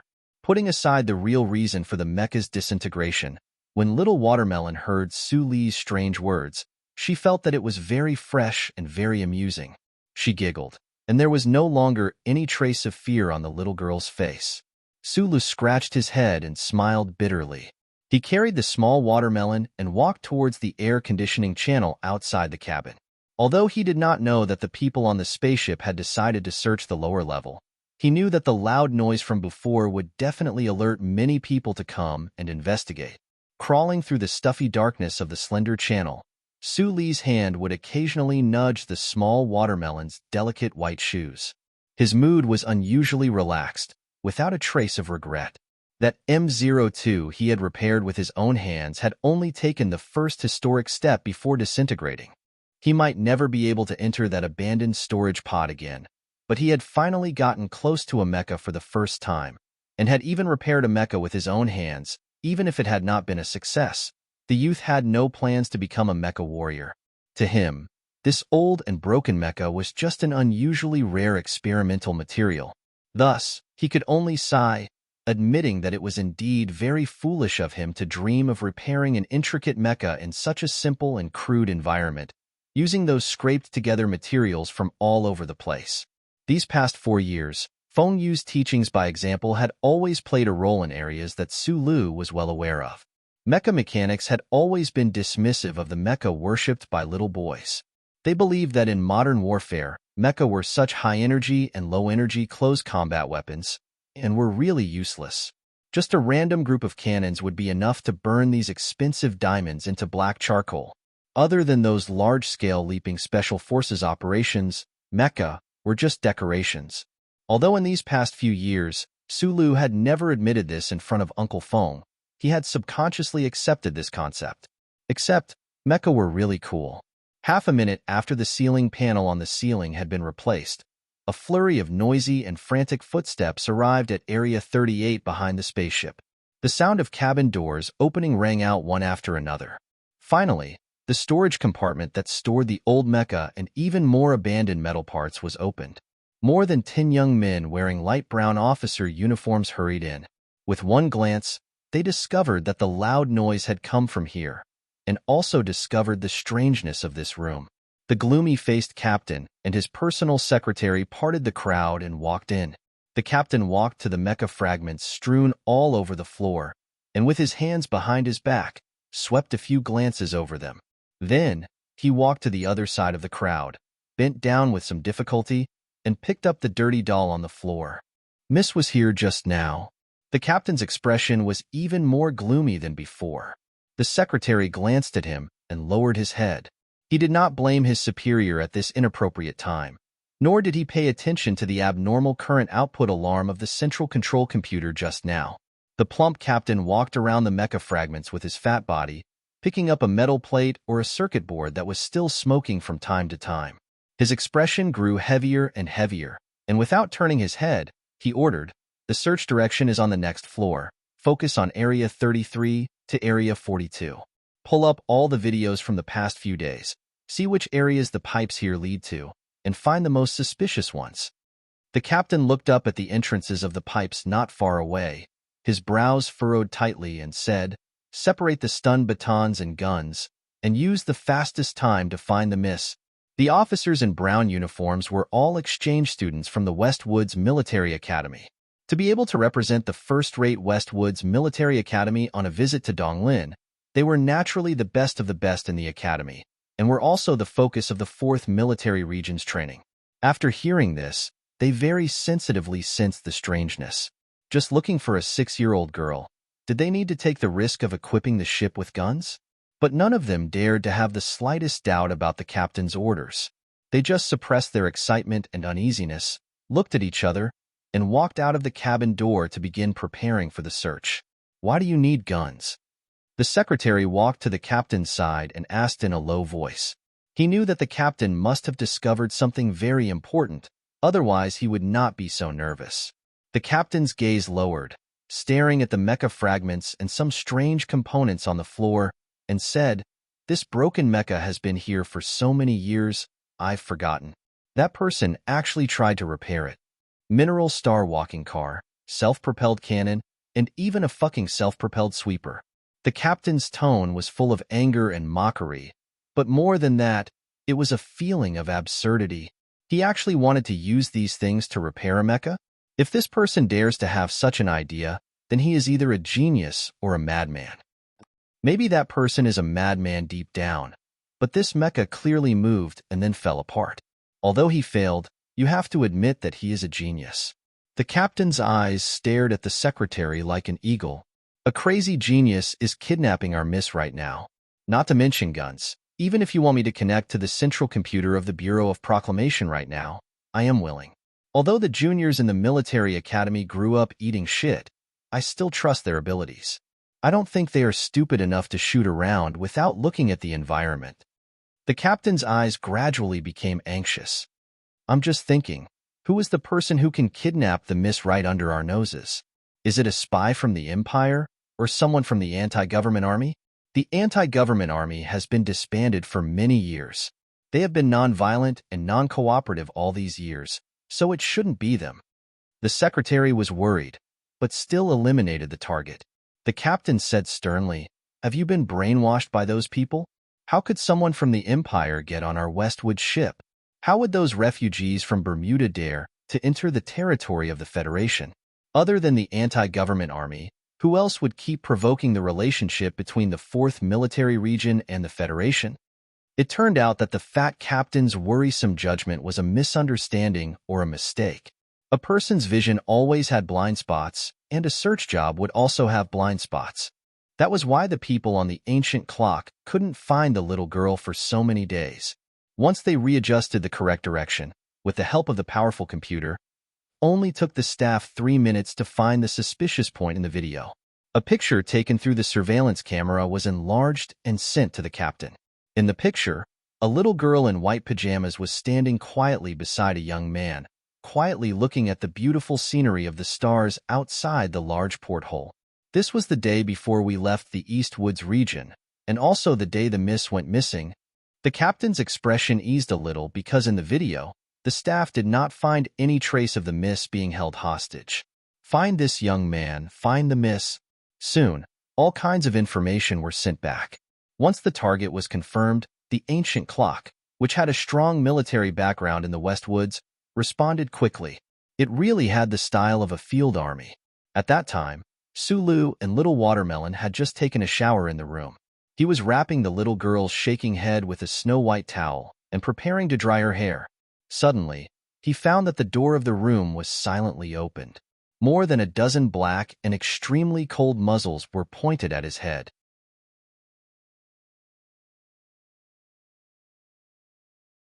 Chapter 41. As the 4th Military Region's Special Mecha Team was all injured, the soldiers in charge of the search on the Ancient Bell were all from the Westwoods Military Academy. These young officers under the age of 20 were the cream of the crop. Every one of them had excellent abilities and results, which was why they were arranged to visit the Eastwoods region. Today, every one of them had the ability to enter the 4th Military Region's Elite Special Forces Brigade. In the future, they were destined to bathe in the flames of war on the border between the Federation and the Empire. They would continue to advance. The environment around them and the process of their growth gave them a sense of pride in their bones. However, in these few days, they couldn't find the young miss. The severe sense of failure made them feel extremely depressed, and their pride turned into irritation. Among these Westwoods Military Academy officers, Zhou Jin was recognized as the leader. This was because he was the strongest individual and had the strongest leadership skills. This included this moment, where he was the one who planned the surprise attack to rescue the young miss. Zhou Jin was 20 years old this year. He was handsome, and his youthful face carried a strong military aura. He looked at the young man under his gun and frowned slightly. The other party shouldn't be a professional. Otherwise, it was impossible that he didn't notice the surprise attack. But why was this person still so calm under so many guns? Was it this young man who kidnapped the young miss and hid her for so many days under his search? A trace of doubt flashed through Zhou Jin's heart, but he didn't hesitate to grab the young miss in the other party's arms with a crisp slap. Zhou Jin's heart sank. He felt a sharp pain in his wrist, and his hand grabbed nothing. He frowned again, thinking that this person's grappling technique was very strange. He couldn't see how the other party stretched out his hand. Sulu sat on the edge of the bed and raised his arm to block the soldier's outstretched hand. With his right hand, he shielded Little Watermelon behind him. He stared at the other party warily and asked, "Who are you?" Sulu's calmness surprised Zhou Jin, because not everyone could remain calm while being aimed at by so many guns. That was because this military academy student did not know that just over a month ago, Sulu had already experienced such a situation. Moreover, in order to protect the little girl beside him, he had to remain calm. One of his hands held Little Watermelon behind him, protecting her tightly. His fingers clamped a corner of the snow-white towel, so that the towel was still placed on Little Watermelon's head, so that she wouldn't be scared when she saw the cold muzzles. Sulu raised a question, but no one answered it. Because in the eyes of this group of proud officers, this young man was a criminal who had kidnapped the young miss. He was the target of their incomparable hatred. Who would chat with a criminal? Moreover, the young miss was still in his hands. A burly officer rushed forward and struck Sulu hard in the neck with his elbow. For the sake of the young miss's safety, of course they did not dare to shoot recklessly in such a small space. The safest choice was to knock the criminal out or knock him down at the first moment.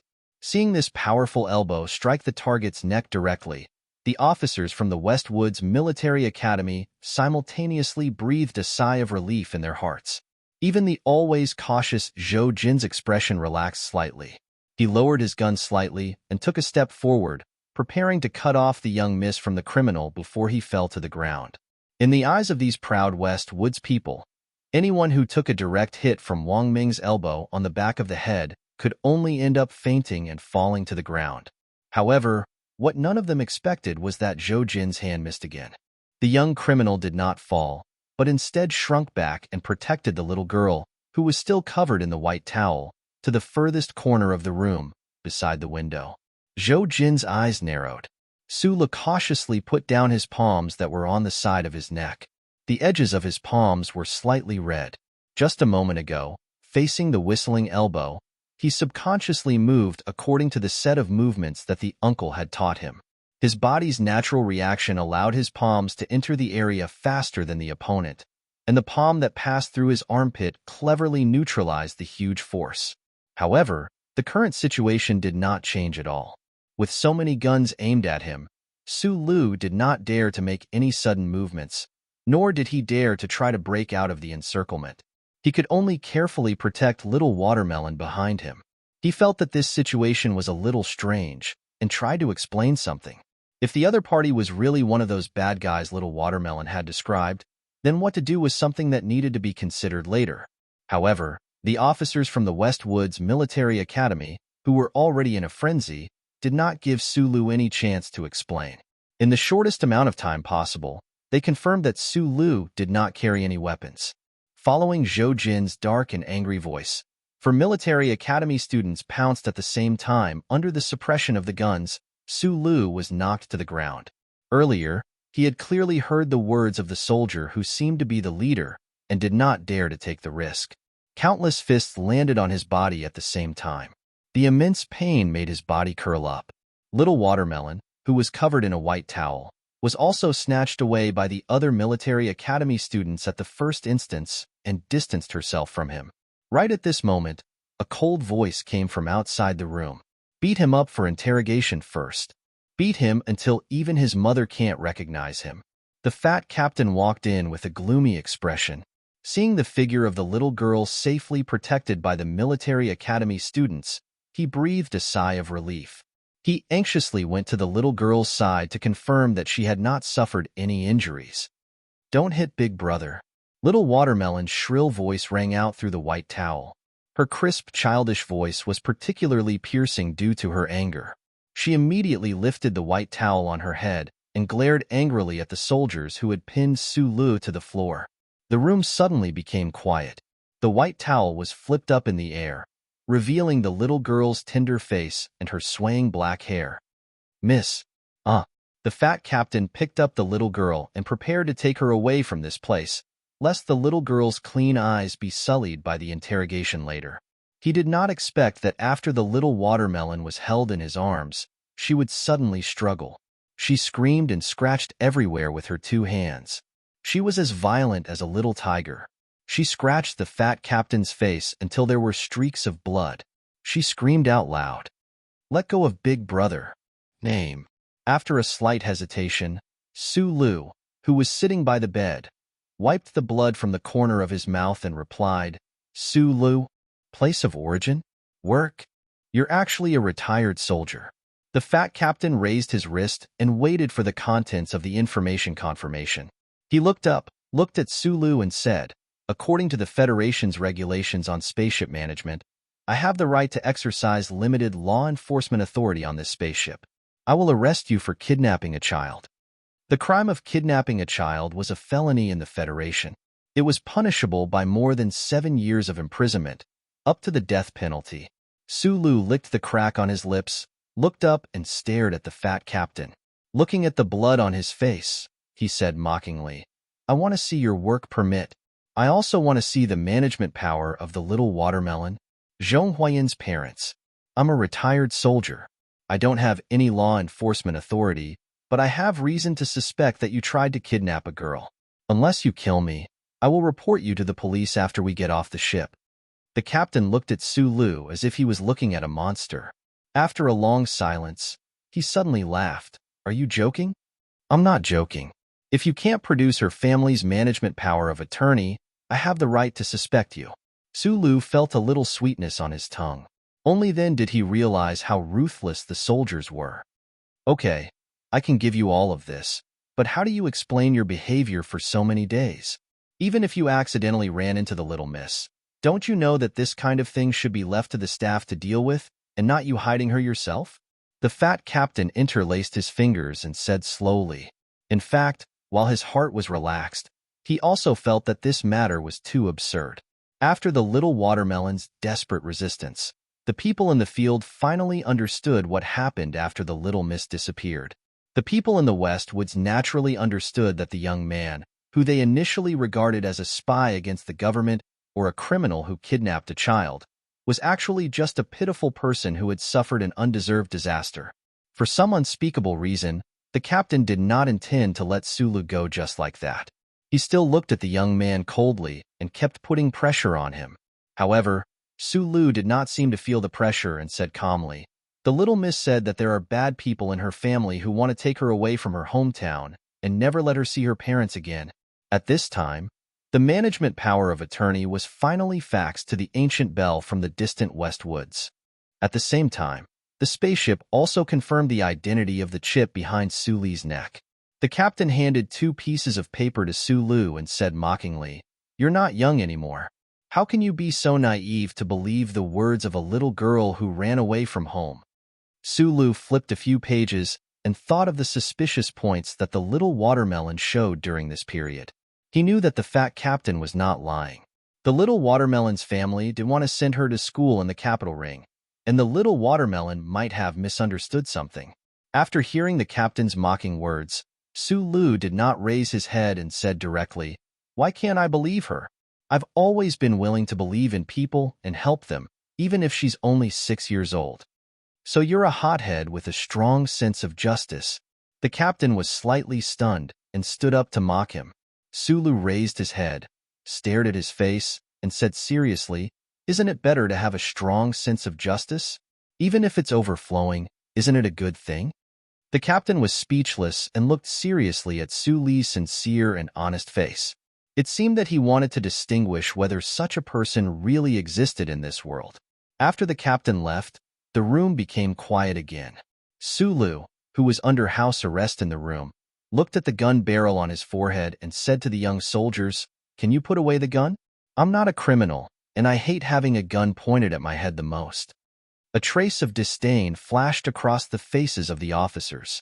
These people originally wanted to make him suffer a little. At this time, when they heard Sulu's words, they used their ice-cold gun barrels to poke his temples. Sulu felt a burst of pain, and he couldn't help but raise his head to look at the other party.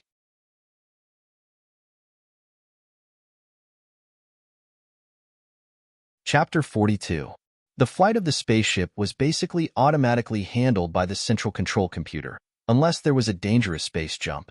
Under normal circumstances, the commercial captain or the battleship captain was the most idle person in the entire spaceship. The fat captain took the coffee handed by the secretary, leaned against a hatch in Area 38, and took a sip. His face showed an expression of endless satisfaction. One of the things he appreciated most about his secretary was that no matter when and where, the other party could accurately hand over a cup of coffee, regardless of the temperature. He finally found the young lady, safe and healthy. It's just that her temper seems to have become a little worse. But so what? The fat captain touched the bloodstains on his face and smiled bitterly. With the coffee in his hand, the weight in his heart was lifted. After so many days of suffering, how could he be dissatisfied? Unfortunately, Area 38 was a clean area, and the smell in the air was not very clean. The fat captain sniffed and scolded in a low voice. "The Department of Defense is too stingy. Although he is a retired soldier, why did they give him money to live here?" When the young man was mentioned, the secretary smiled gently and reminded softly, "The identity of the young man has been confirmed. He has just retired from the Donglin area and has no chance to contact any anti-government parties. And this young man has no criminal record. His file is very clean. Maybe this is really a misunderstanding." The fat captain took a sip of coffee and glanced back at the hatch not far away. He wondered what happened to the young man inside. He smiled and said, "Of course I know this is a misunderstanding. Although the young lady is young, she will not be easily deceived. If she didn't believe that the kid was really a silly young man of justice, do you think he would still be alive at this time? Then why did they still lock him in the room and let those military school officers guard him?" The secretary pushed his glasses, and a trace of worry flashed in his eyes. On the way back to the young lady's room, he carefully inquired about the young man, and he admired the young man's performance these days. Are they really going to send him to the police station on the charge of kidnapping a child? When did you start wearing gold-rimmed glasses? The captain stared at him and said with a smile, "Don't worry, I don't have that kind of free time." The fat fingers gently tapped on the cabin wall. The captain's eyes narrowed, and he said word by word, "I still think this young man is a bit strange. Do you remember the parts on the floor in Area 42? This is not a skill that a retired soldier can master." The secretary subconsciously spoke for Sulu, Didn't you fail? Besides, everyone may have their own secrets. I don't want to know that young man's secret, but I admire him. The fat captain raised the coffee cup in his hand and said with a smile, good moral character is often only an adjective suitable for children, but I suddenly found that this kid is also worthy of these 4 words. Let me ask you, if you were in his position and suddenly met a little girl who asked you for help, what would you do? The secretary pushed up his glasses again. After thinking seriously for a long time, he said he should contact the staff of the spaceship, but he didn't. He believed Mississippi. That may be said to be a merit, because he is kind, but on the other hand, he is not very trusting of other people, especially grown-ups. The captain emphasized, except himself. That's why he was willing to risk the unknown and accompany young Miss for so many days. Moreover, he had been protecting young Miss behind him the entire time. What are you trying to say? The secretary found that he could not keep up with the captain's thoughts. I value this young man very much. I can tell you one thing. An hour ago, after the commander learned about this young man, he was also very interested in him. You can use the word value. The captain said with a smile, capable, moral, and responsible. There are not many young people with these 3 qualities. You mean, the military region is going to recruit him? Not to that extent. I'm just observing. After all, young Miss likes this young man very much. The captain shrugged, and the fat on his body made his uniform shake. But I'm really curious. Are the officials of the Department of Defense's recruit office and the assessment department all blind? A soldier with such potential was actually sent to the underground of the Donglan district to build a pit, and after 2 years, they let him go home. Damn it. No wonder the quality of the recruits filling the front line is getting lower and lower. If the war from more than 10 years ago happened again, how many people do you think would have died? Then I don't understand. The secretary continued to express his doubts honestly. His identity has been confirmed, and he is harmless. In the future, we still have to observe and establish contact. Then why keep him locked up? What are you looking at? Don't think that I won't dare to hit you just because you're a righteous young man. Officer Wang Meng met Su Li's emotionless gaze, and for some reason, a strong sense of anger welled up in his heart. Perhaps it was because his elbow earlier had been completely ineffective, making him feel like he had lost face in front of his fellow students. Or perhaps it was because they had been pointing their guns at this young man all this time, hoping that he would show some fear to balance out their emotions, but in the end, it had been completely ineffective.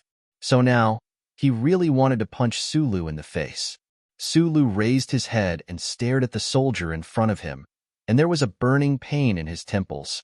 Previously, these soldiers had been particularly ruthless. They had subdued him with punches and kicks, and all of them had applied force to his joints. If it weren't for his resistance to attacks that had inexplicably become much stronger, he would have been lying down by now. The pain and disdainful humiliation made him think of the miserable state he had been in when the soldiers had arrested him in Hushi province a month ago. Especially after hearing the others' contemptuous words, a ball of fire began to rise in his heart. Zhou Jin walked in front of Sulu and reached out to slowly push Wang Meng's gun away. He looked at the young man beside the bed and said coldly, I heard you're a soldier of the Dongling garrison. Why don't you know the rules at all? In terms of military rank, we should all be your officers. Be honest with your words. Sulu ignored this handsome young sergeant. He only narrowed his eyes and thought that if he had passed the second round of the Department of Defense's Mecha Maintenance Officer exam, he should have chosen to study in one of the 3 major military academies or the Westwoods Military Academy. Perhaps he would have become colleagues with these young and proud people in front of him. Seeing that Sulu was ignoring him, Zhou Jin narrowed his eyes and said, You're not happy that we caught you? Sulu broke the silence and said, I'll say it again. I'm not a criminal, and I don't want to run. I'm just not used to having a gun pointed at my head. You think this is very humiliating? Zhou Jin said with a smile, but there was a trace of anger in his voice. You kidnapped the miss. Do you know how many days you've humiliated us? We just want to humiliate you. What can you do about it? He lowered his head and gently patted Suli's face, making loud slapping sounds. What he said was actually the thoughts of the Westwoods Military Academy officers in the room. Sulu lowered his head and said, I can't do anything about it. A bunch of men who only know how to show off the guns in their hands. Maybe you've all forgotten how to use your own guns. These words were a bit vicious, but coming from the mouth of such a sincere and simple person like Sulu, it was particularly stimulating. The expressions of the Westwoods Military Academy officers in the room suddenly changed, and they silently put their guns back into their holsters.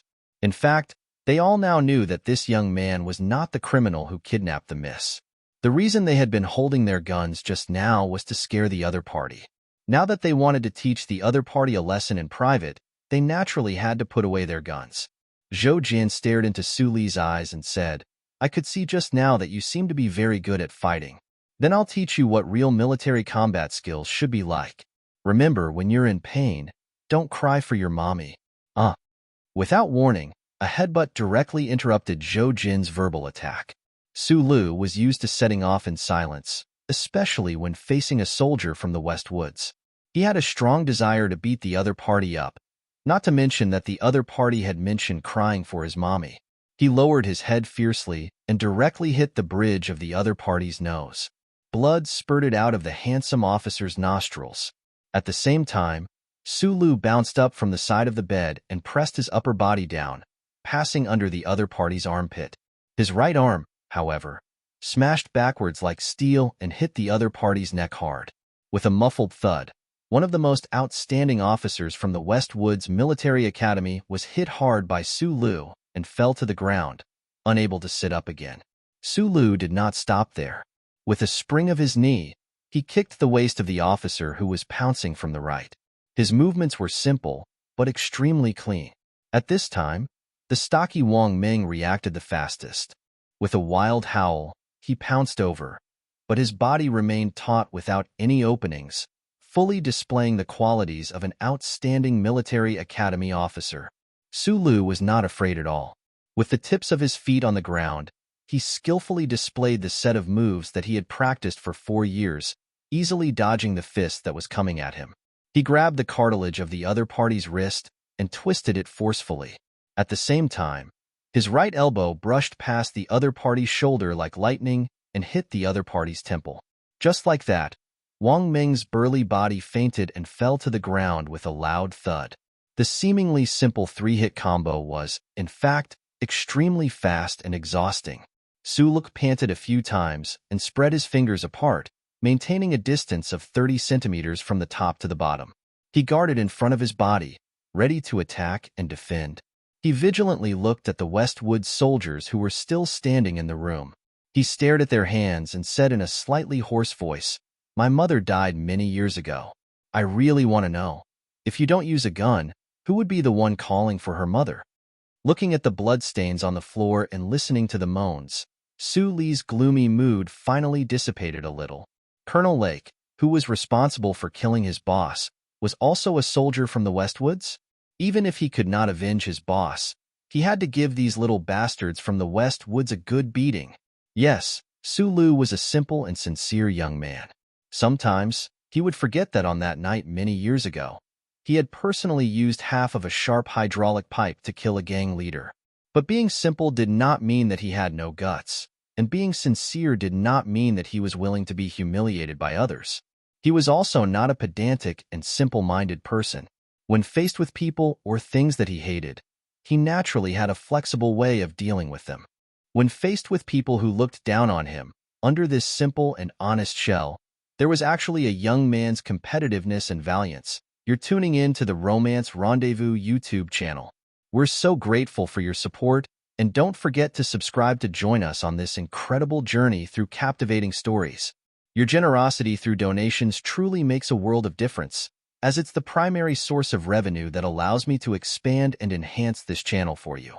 Thank you from the bottom of my heart for being a part of this adventure.